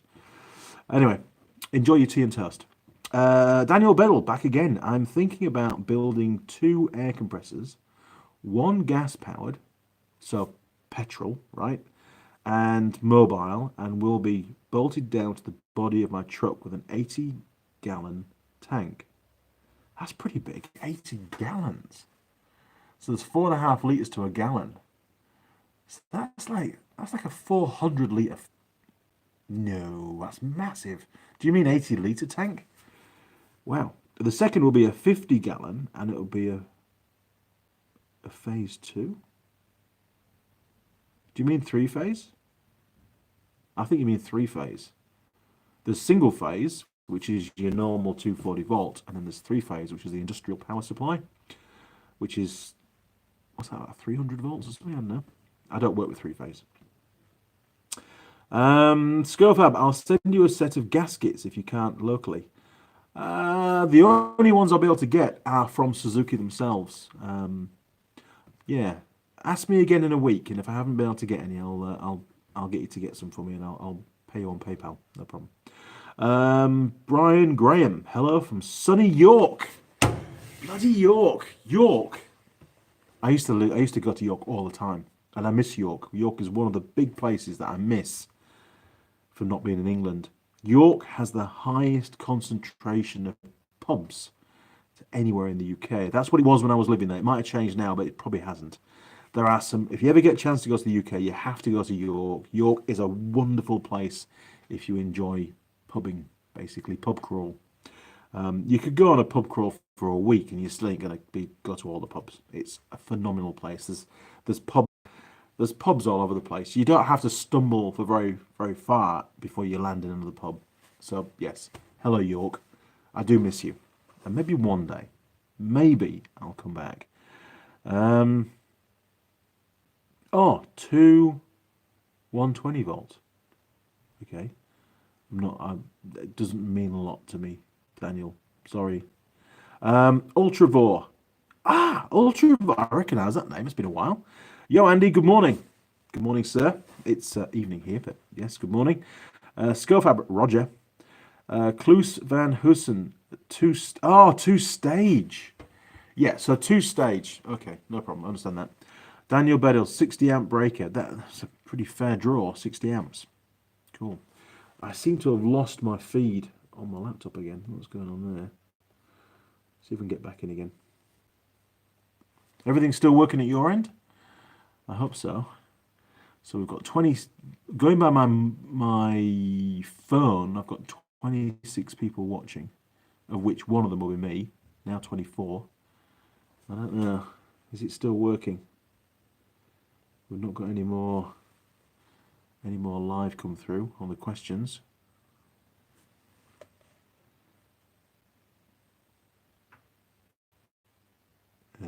Cunning. Okay, so what else? I'm going to be in the South Island next week. Here you go. So I fly out from Auckland on Monday, and I fly back, pretty sure it's on the Friday, from Nelson. So I'll be doing Christchurch, obviously, Ashburton, Timaru, Duayui, head back into Christchurch, up to Rangiora, and then over the mountains down to Nelson by the Friday morning. So I'll be staying in Hammer Springs, I think it is, on the Thursday night.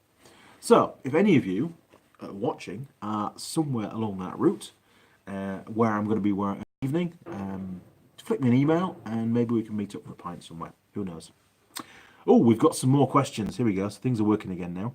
Daniel Bedell, I haven't got all of the bugs worked out of my plans, but my friend who is a welder, he is going to be doing all of the welding for me. Excellent. Yeah, you need a good welder because those tanks sound pretty big, to be honest. And if you're using them commercially, then you might need to get the tanks pressure tested for your insurance and stuff. That's all. If you're going to be welding to the tank, which is probably not a good idea. Maybe just a frame to bolt the tank to and you should be fine. Daniel Bedell, I would also love to learn how to weld.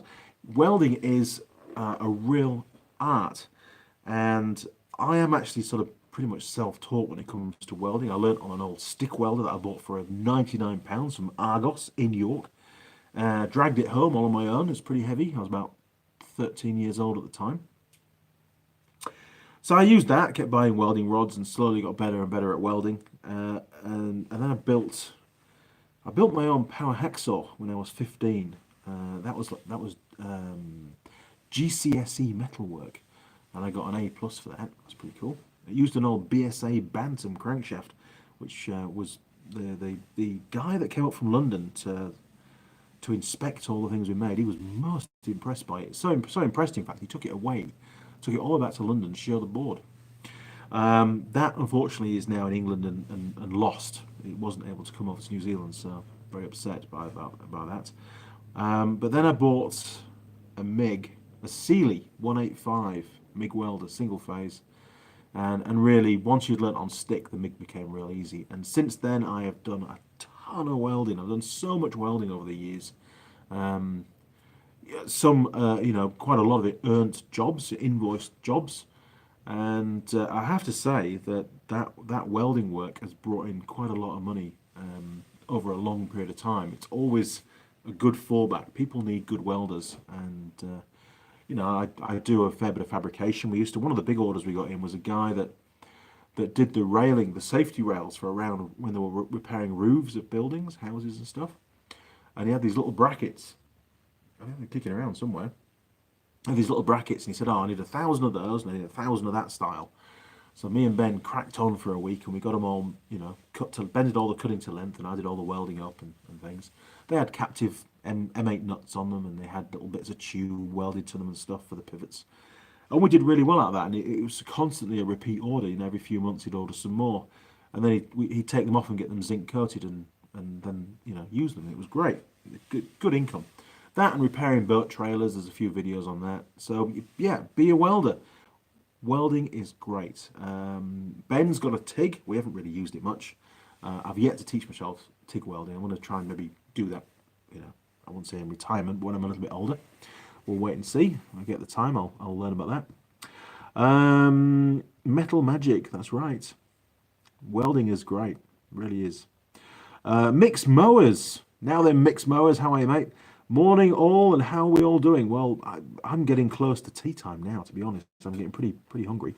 Scofab, so far so good. Daniel Bedell, my dream is to become a mobile technician like Keith and Ivan. It is. To have the kind of knowledge base to be able to go out to a problem vehicle and be able to diagnose there and then. Sure, some of them they're hard work, and you can't always get to the bottom of the problem at your first visit. Some problems are just there to run rings around you, basically. But I mean, I've not worked with Keith, and I haven't worked with Ivan. I've watched a lot of their videos, and they do a fantastic job. Very, very clever people. Daniel Weather, I can't wait to meet Keith in person and Erico as well. But me too, actually. I'm going to be going over to the States at some point next year. And it will be a privilege to meet those people. Really will. Howie Z, 3D printed MIG welding is the future. Most likely, that 3D printing stuff is very impressive, isn't it? It really is. I remember when I was at Unitech, we had the plastic 3D printers on display for the students, and I was mesmerized at how they worked. It was very, very clever. But to be able to do it with steel and metals, yeah, you're right. That's got to be the way to go. So many things can be made just doing that. Mixed mowers, all good, mate. Just got up from a night shift. Oh man, really? Night times are for sleeping. I cannot do a night shift. I've driven through the night. I've done that a few times. I did a 5-day trail ride in the South Island about 2.5 years ago. Unfortunately, I filmed the whole thing, which was great. And I think the first 4 episodes are on the channel.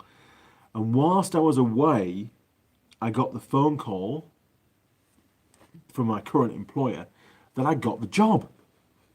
And part of the agreement of me accepting the job was that I couldn't have any more videos on the channel having vehicles of that brand in on the videos. So obviously I didn't sign that contract for a few weeks. I managed to get a few of the episodes out, but I would say there's still enough rushes left to do 2 more episodes, and at the moment I can't put them on the channel because I'm riding that brand of bike.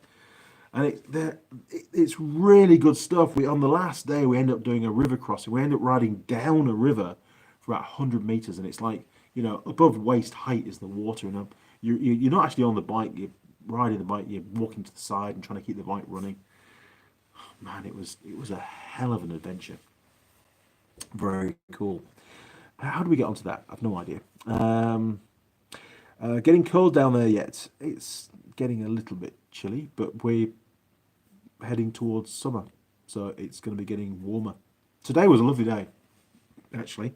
I was meant to help Ben put his shed up, but in the end I decided to take a look at the ROV that I'm working on and start a video on that and just get my head around what the problem could be. I was pretty sure what I knew the issue was, but I wanted to do some testing, so I chucked the GoPro on the vehicle, took it for a test drive around the village, filming the primary and secondary sheave on the CVT drive, just to validate that it wasn't a CVT drive problem.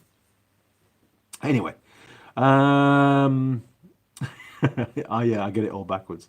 Yeah, me too, man. I forget that it's so easy to overlook time zones and seasons around the world. People are all doing different things at different times, aren't they, of the year? Oh, what's that one? Hairy Hop Indian Pale Ale from Lakeman. Lakeman, if you're watching this, I like this stuff. You are welcome to send some more down. Who knows, we might end up with a logo on the shirt.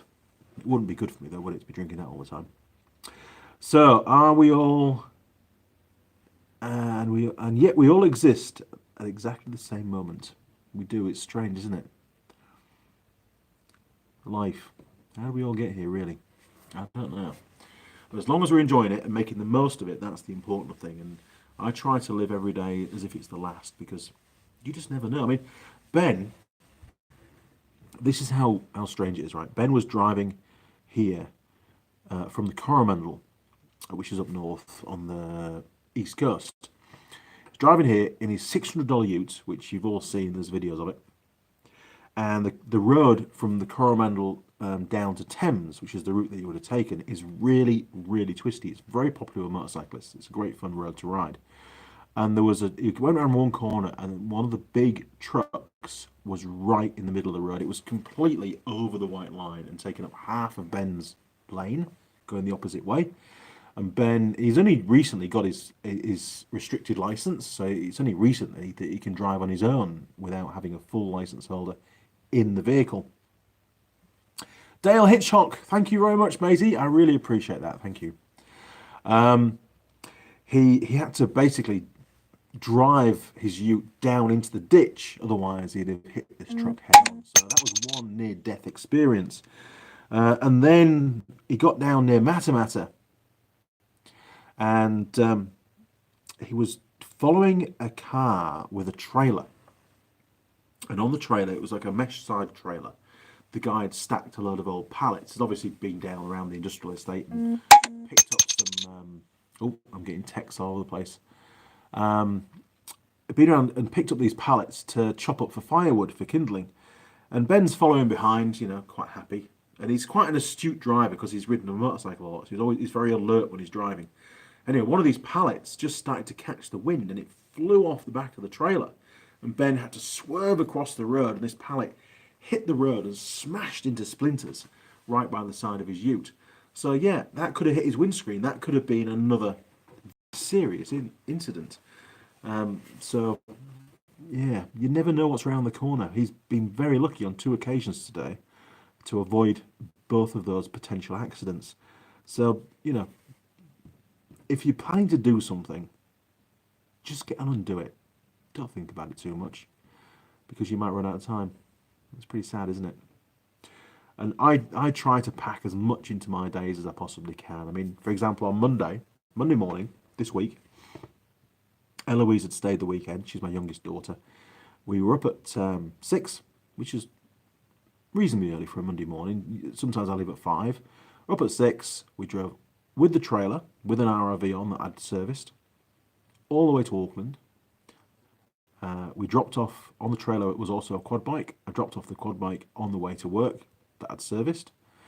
Dropped Ellie off at home, went to work, did about half a day's work because I'd worked Friday morning and that was my day off.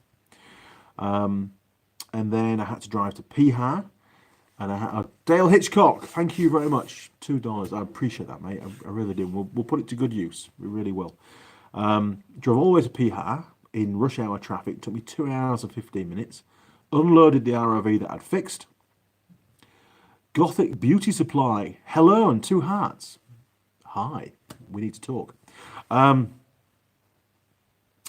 Loaded up another ROV from the same location and then drove all the way back down to Taupo, and I got here about 11 p.m. on the Monday night, and that's a pretty action-packed day. I was very, very busy that day. Sent out a million emails while I was at work. And then Tuesday, I was down in Taupo and I had meetings all day in Taupo. So very, very busy. And as soon as I get home, I'm in the workshop doing stuff, fixing things, making videos. Or on an evening, I'm editing. So you just got to do things. One thing I'm really bad at is I don't ride my motorcycles enough. Because they're all, well, apart from the KTMs behind me, they're all a particular brand that I can't film, so they're not going to make videos. So I usually think, well, I can spend more time in the workshop fixing stuff and making money. Anyway, what else have we got? Franco McCoy. Hey, Andy. Hi, Franco. We've been going now for nearly an hour and 50 minutes. Hell Mama Raised. Hey, bro, do you know the YouTuber Nick Gurras? I don't, but I'll check him out. Thank you. Dale Hitchcock, while you are in Christchurch, be sure to go to Mike Perra Motorcycle Museum near the airport. I've seen that. I have. And every time. And there's also an Arctic type museum as well. There's a Haglands parked outside, the tracked boxes, the 2 boxes on that pivot. I nearly bought a Haglands in the UK. I want to go there as well, so I do need to make a bit of time to call in. Well worth a visit for some classic Japanese bikes. I'll do that. I will. Snake Eyes, nice workshop. Snake Eyes subscribed. Welcome aboard, matey. It is. It's getting there. This wall down here, which separates the 2 halves, it's about a third of it's gone. We've got the big bench here now, so I can. The benches are all in the right place. The shelving's to move around, the lathes to move around. This wall's got to come out. I've got another beam to weld up, and then we can get rid of that wall. But we're getting there, and honestly, by the time it's finished, it'll have taken a year, a whole year to get it sorted. And that's because every weekend I keep having jobs to do. You know, I've got ROVs to fix, quad bikes to fix. The work just keeps coming in, and the problem is you don't want to turn it away because it might dry up. So you keep cracking on and fixing stuff for people. I don't mind. Rude George, are you a mechanic? And a mechanic? Well, I don't know, George. If you watch some of my videos, you might get the idea. Scofab, retracted, meant to say drink as many premium beers as possible while you can. Yeah, I do get my fair share of alcohol, I must admit, especially when I'm away. Daniel Beddle, oh, check out Nick's Garage on YouTube. I will. Gothic Beauty Supply, I have a 390.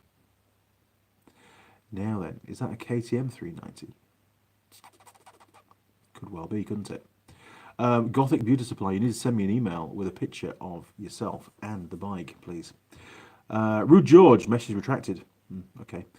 Franco McCoy, do you work on Saabs? No, the only time I've ever been involved with a Saab is when I was at college at Loughborough. So Loughborough Technical College, I was there for 2 years. We did a day field trip to the Saab head office. God knows where it was, can't remember. And we were learning all about ABS at the time. It was quite a new thing. And the guy had a demo car. It was a manual gearbox. And he asked us, he said, oh, I've disconnected the ABS pump. And can anybody jump in the car and see if they can lock up the brakes, get the wheels to actually lock. And all my the classmates went around the building, driving as fast as possible and slamming the brakes on. They could not get the brakes to lock up. Now, at the time, I drove an old, the hell was it? I think I was driving an old Daihatsu F55 pickup truck, and it had drum brakes all around. Terrible brakes at the time. I did upgrade it later on. I jumped in this Saab and slammed all on with the brake pedal, and I locked up the wheels, no problem at all. And the guy was amazed that I managed to do it. And then I told him what I normally drove, my daily drive, and he's like, holy crap, no wonder you could lock the brakes up. Anyway, little story. So no, I've never worked on a Saab. One day, maybe, who knows. Daniel Bedell, what do you think about Eric the Car Guy's dad's truck videos? To be honest, I've seen the thumbnails. I haven't watched any of them yet. I'm sort of saving that series. I'm busy watching Netflix at the moment on an evening. Stranger Things. Great series. Really enjoyed that. I'm looking forward to the series 4 coming out soon. I do try to do some non-automotive stuff as well in my free time. What do you... I didn't need that attitude. What are you on about? No attitude there. Gothic Beauty Supply, yeah. Okay. Sorry, your other message was retracted. Snake Eyes. 195 foot-pounds at 2,500 RPM for a Saab motor. Okay. Howie Z, be nice, George. Yeah, come on, guys, reel it in. Okay, Hell Mama Raised. I have a 1995 Honda Civic with Adidas stripes down the middle. That is fantastic. Good man. I should do that to Henry, the little Suzuki Alto with a 660cc engine in it. Rude George. Atelk. If Armageddon happened, would you see yourself driving up and down the highway, fighting scum like Mad Max and stealing their gasoline? Well, I would definitely be in the Nissan Patrol, the long wheelbase with the 4.2 diesel straight six that I have parked outside. That's in some of the earlier videos. The vehicle is no longer road legal here in New Zealand. Unfortunately, it's got a little bit of rust on it. But as you well know, those vehicles, they have a lot of metal. They have a massive chassis. And the shell's also very, very strong. So I would have, in my opinion, it's still fine for use. And in a zombie apocalypse, it would definitely be my choice of vehicle to take and to mow down the zombies and steal fuel off other people to survive. Awesome machine. And that's the vehicle that I drove from England all the way down to Athens in Greece. We did about a 6,000 kilometre journey with a big trailer on the back and all loaded up with all the gear and all my tools and everything from the UK, just so I could start a new life here in New Zealand. Never let me down, that truck. And actually, I've let it down by allowing it to rust the way it has. But when I get the big workshop built, the big barn with the hoist and everything, then that will be a project vehicle, which will probably go on for maybe a year or so. It'll be a big job, but it's going to get fixed, guarantee it. Clinton August, hi, can I pick your brain about launch control? You can. Ask me the question. I've never driven a vehicle with launch control, but I'm happy to try and explain the stresses that it puts on the vehicle, maybe. Wolvner, racing stripes double the HP. They do. And the same when you're riding motocross. If you're wearing white boots, man, you are faster than the pack. No problem at all. And I've just ordered myself a pair of white boots. In fact, Rachel, if she's watching this, from Christchurch, that owns a motorcycle shop, I ordered a pair of size 10 UK City adventure riding boots. She hasn't come back to me with a price. Come on, pull your finger out. I need those boots. My trail bike is waiting to be ridden. Adidas is pronounced Adidas. Well, it depends where you live. I live in Yorkshire and we call it Adidas. That's what we used to call it. But in other countries, they pronounce it differently. Welcome to the world. Altec, Atlic. Good answer. Thanks. Sounds like a beast. Scofab, so what's your daily drive now, Andy? Well, my daily drive is a Ford Ranger. Sorry, didn't mean to swear at you. The Ford Ranger is the most popular vehicle here in New Zealand. Not the most popular car, not the most popular ute. It is the most popular vehicle in New Zealand, so I'm told. They are absolutely everywhere. There are 3.2 four-cylinder diesel. I don't think it's turboed. I've not had a look under the bonnet. You certainly can't hear a turbo. It might have a turbo, but be a low-pressure turbo. Don't know. But they have an issue. So I'm told you get to about 120,000 kilometres, and if it's been working hard, that engine will let go. Has a good chance of letting go. Don't need a lawsuit on my side. One of my work colleagues owns a ute, and that particular model, and he's already had a replacement engine under warranty. So would I buy one? Probably not. Don't like the way it handles. It's got old leaf springs on the back, and it drifts around the road. Grip in the wet is terrible. I was coming back on Monday night with the trailer and an RRV on it, and I was coming over weekend, and there was a bit of weight pushing it down on the hitch from the trailer, and I wasn't impressed at all. The old Nissan Safari, no way would it have done that. It would have stuck to the road like glue. So that's what I drive. That's my work. Jeez, sorry, beer. Apologies.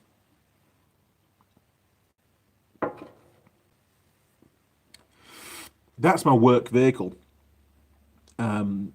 What else do I have? Well, I just have motorcycles. In all honesty, I very rarely drive my own cars, motorbikes anymore. I'm always in the work truck because I'm always doing something. Most of my logistics, my transport, my movements relate to, are work related. And on a weekend when I'm in the workshop, it just parks up on the front. I don't go anywhere. I just take things apart, make videos and edit them for you. Or fall asleep because I run out of energy. You know what it's like. I'm not proud of it, but it's just the way it is. My 2002 Ranger was my favourite vehicle. Dependable. I'm going to change it. Very dependable, wasn't it? Yeah. I mean, Ben's got a Ford Courier, hasn't it? It's an old Courier. He paid about 7 years ago, he paid 600 New Zealand dollars for it. And then we went through it, put all new brakes on it, did the clutch, slave and master. What else we do? Oh, timing belt, fan belt, all the stuff, all the consumable stuff, new rear shocks on it. And it's been an amazing little ute. Sure, it uses a bit more fuel. It is a carburetor, and it has got points, ignition points. It's not electronic ignition, so it's pretty thirsty on fuel. But he doesn't usually go far in it. He's only recently started to drive it around any great distance. He's probably quickly going to realise that he needs to get something a bit more economic, or at least a bigger engine, more power for the same amount of fuel that he's using. But it's been a really good ute. I mean, we've moved house there an awful lot. It's towed, and it's always overloaded. So yeah, I can't knock them. But that's probably a Mazda in a Ford. Yeah, just badged by Ford. Okay. 1967 DKB, Ford's for losers, lol. Now, come on, you can't say that. Ford makes some really good cars. And every manufacturer's made their own lemons. I'm not going to diss Ford. So I drive one, and I've had that Ranger now for, I would say, about 10 weeks, 10, maybe 11 weeks, and I've just done 21,000 kilometres in 10 weeks. 10 or 11 weeks. I've done a lot of driving these last few weeks. It's been pretty full on, to be honest. And it hasn't missed a beat. Use a lot of diesel. It hasn't missed a beat. Daniel Bedell, what do you think about the engine that Ford put in the 2001 2-litre, 8 spark plugs and 2 coil packs? I think it's ridiculous, to be honest, why you would need those additional components, because all that's going to do is add additional running costs to the customer further down the line. Probably once it's outside warranty, they're going to have to pay for all that kind of stuff. In the same way that manufacturers now are using LED lights for the halo lights around the headlights and the tail lights, like Audi and BMW and stuff. There's so many cars here in New Zealand now, when they get to 2 or 3 years old, those LEDs start to burn out. And in the past, on the old school bulbs, you just go and buy a new bulb for $3 or $4, stick it in, and off you go. Now you've got to buy the entire light cluster, and it's $400 or $500 or $600 depending on the brand of car. And to me, that's just ridiculous. It's just the running costs of those cars are just going through the roof. Tires are wider and more low profile. They have to have a more complex suspension system to keep the ride quality good, the comfort good, because the tyres don't absorb as much of the bumps. Costs are just going up and up and up, running costs and purchase costs. People just want most people just want a reliable, relatively cheap car that's strong and does the job. That's how I see it anyway. And the world isn't going that way. Anyway, Daniel Bedell, referring to the Ford Ranger comment. Oh, sorry. Project Farm has a video series on a Ford Ranger. I do believe it is. Cool. I'll watch that. I do watch Project Farm. Sorry, that was one of the ones that I missed off my list earlier on. I do like his videos. I don't watch that many of them, but some of them are quite interesting. But he's very, very good at testing, a lot better than I am. Daniel Bedell, they say it was for emissions control. Hang on. Project Farm has a video. Oh, okay. Emission regulations have an awful lot to do with for engine design. It was because of emission control that we started to get fuel injection. That was the main reason why it came out on regular vehicles. Wolfner, here you need significant rust, as in enough to weaken the frame body integrity. Vehicles are never required any sort of inspection here, yet we never see any problem in accident from rust. New Zealand is quite the opposite. When I arrived here 10.5 years ago, the Nissan Patrol arrived in a container. It took 3 months to get here from Greece. And of course, we'd washed it before it got put in the container. But we'd driven across Europe in the middle of winter and there was salt on the road. So you imagine what had happened to the chassis. The whole thing was just surface rust. The underside of the body and the whole chassis, the axles, everything was covered in surface rust. And the guy that was inspecting the vehicle here before we could get it on the road, he just went mental. And he was putting bits of chalk, or it was actually yellow wax crayon all over the vehicle, all these problems. And basically, in a nutshell, he was saying, this is not going to be viable to put on the road here in New Zealand. So I managed to, I tried to get a couple of quotes done, and nobody was really interested in doing the quoting. So I got hold of the engineer that would be signing off the work, the welding work, the metal repair work. A guy called Kevin Morant. Real nice chap. I haven't met him, I haven't seen him for many years. And I told him my background, that I was a welder and bits and pieces from the UK. And he says, oh, well, you can do the repairs yourself.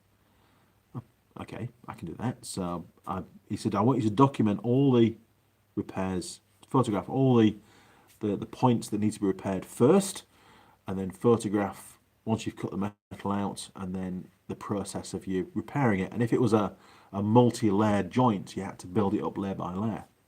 And you could only spot weld where there were spot welds. There were that pernickety about the whole thing.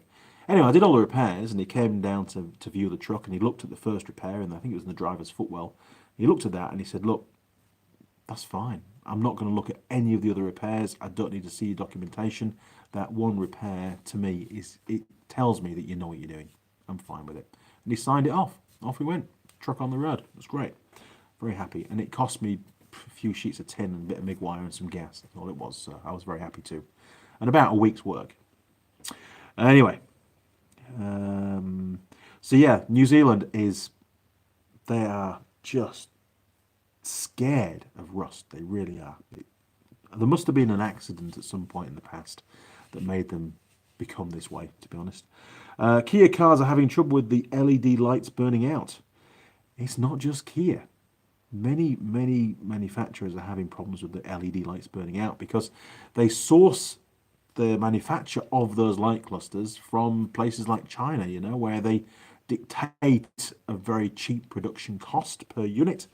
And of course, the Chinese can make things to a price, and they're just not going to last. That's the way it is. Wilson Chang, farm things makings me having bad. Nice. Skirlfab, Andy, I've got to go pick up my daughter from school. Thanks for sharing your time. It's been great to chat. Skirlfab, yes, drive safe, and we'll see you next time. I'm sure we'll do a lot more of these over the next few months. Promise. Cheers. Daniel Bedell, still around, Daniel. You're doing a great job, mate. I actually called the Ford Motor Company head office, HQ, to speak with the lead engineer, and that is what I was told. Oh, okay. Wolvnar, wow, that's nuts. Clinton August, hi. Like you said, if you can. Oh, my opinion about launch control. Yeah, of course I can. My opinion about launch control, and I mean, there's cars, and GTR. There's quite a few of the supercars now have launch control. It puts a massive stress on the clutch, essentially, of those vehicles. I think it's some. I think it could even be the Nissan GTR where they say this may be the earlier model, but they say that you only get 10 launch controls before it starts to affect the operation of the clutch, and essentially it wears the clutch out prematurely. Great gizmo, good for setting off from the lights if you've got plenty of money. Here in New Zealand, it's probably not the best idea. There's actually a law here. They'll prosecute you if you have sustained loss of traction, so you're doing a burnout, or cops can give you a ticket for that. Which I think, well, okay, I mean, it's a bit harsh, but fair enough. They will also give you a ticket for excessive acceleration. So basically, if you've got a fast car and you utilize the fastness of that car, whether its tires spin on the road or they actually grip and you just take off quickly, either way, they can give you a ticket, which I think is wrong. I think excessive acceleration is that shouldn't apply. If you've bought a decent car that's been certified for use on the public roads, and that's its acceleration rate, the government's accepted that, all you're doing is utilising what the government's accepted. I think it's complete rubbish, to be honest, but that's a whole different debate, isn't it? Anyway, your opinions on that. Right. Scofab, catch you on the flip side, Scott. Cheers, Scott. Drive safe, matey. Okay, well, we've done, oh man, nearly 2 hours and 10 minutes. I'm going to scull my beer.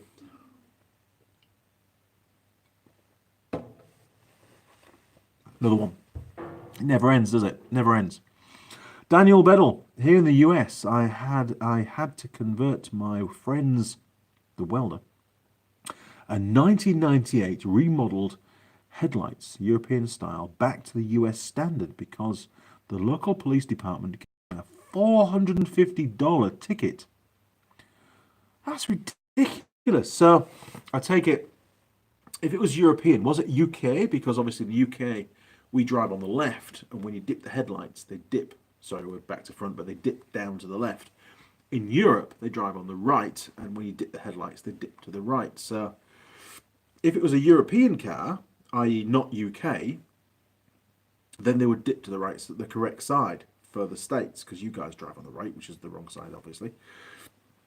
But if it was a UK car, then yes, you would have to change the headlights. They would not accept it. We get the same problem here with bikes. I actually, about 2 or 3 years ago, got involved with getting about 30 motorcycles through certification here in New Zealand. And these were bikes that came out of California. They'd been to an auction. They were officially written off bikes. And they came to New Zealand. We had to do all the repairs, get an engineer to certify that they were okay, and then they go back on the road. And a lot of those bikes had to have the headlights changed because they were asymmetric headlights. They had to be changed to suit riding on the left-hand side of the road. So yeah, it's very expensive.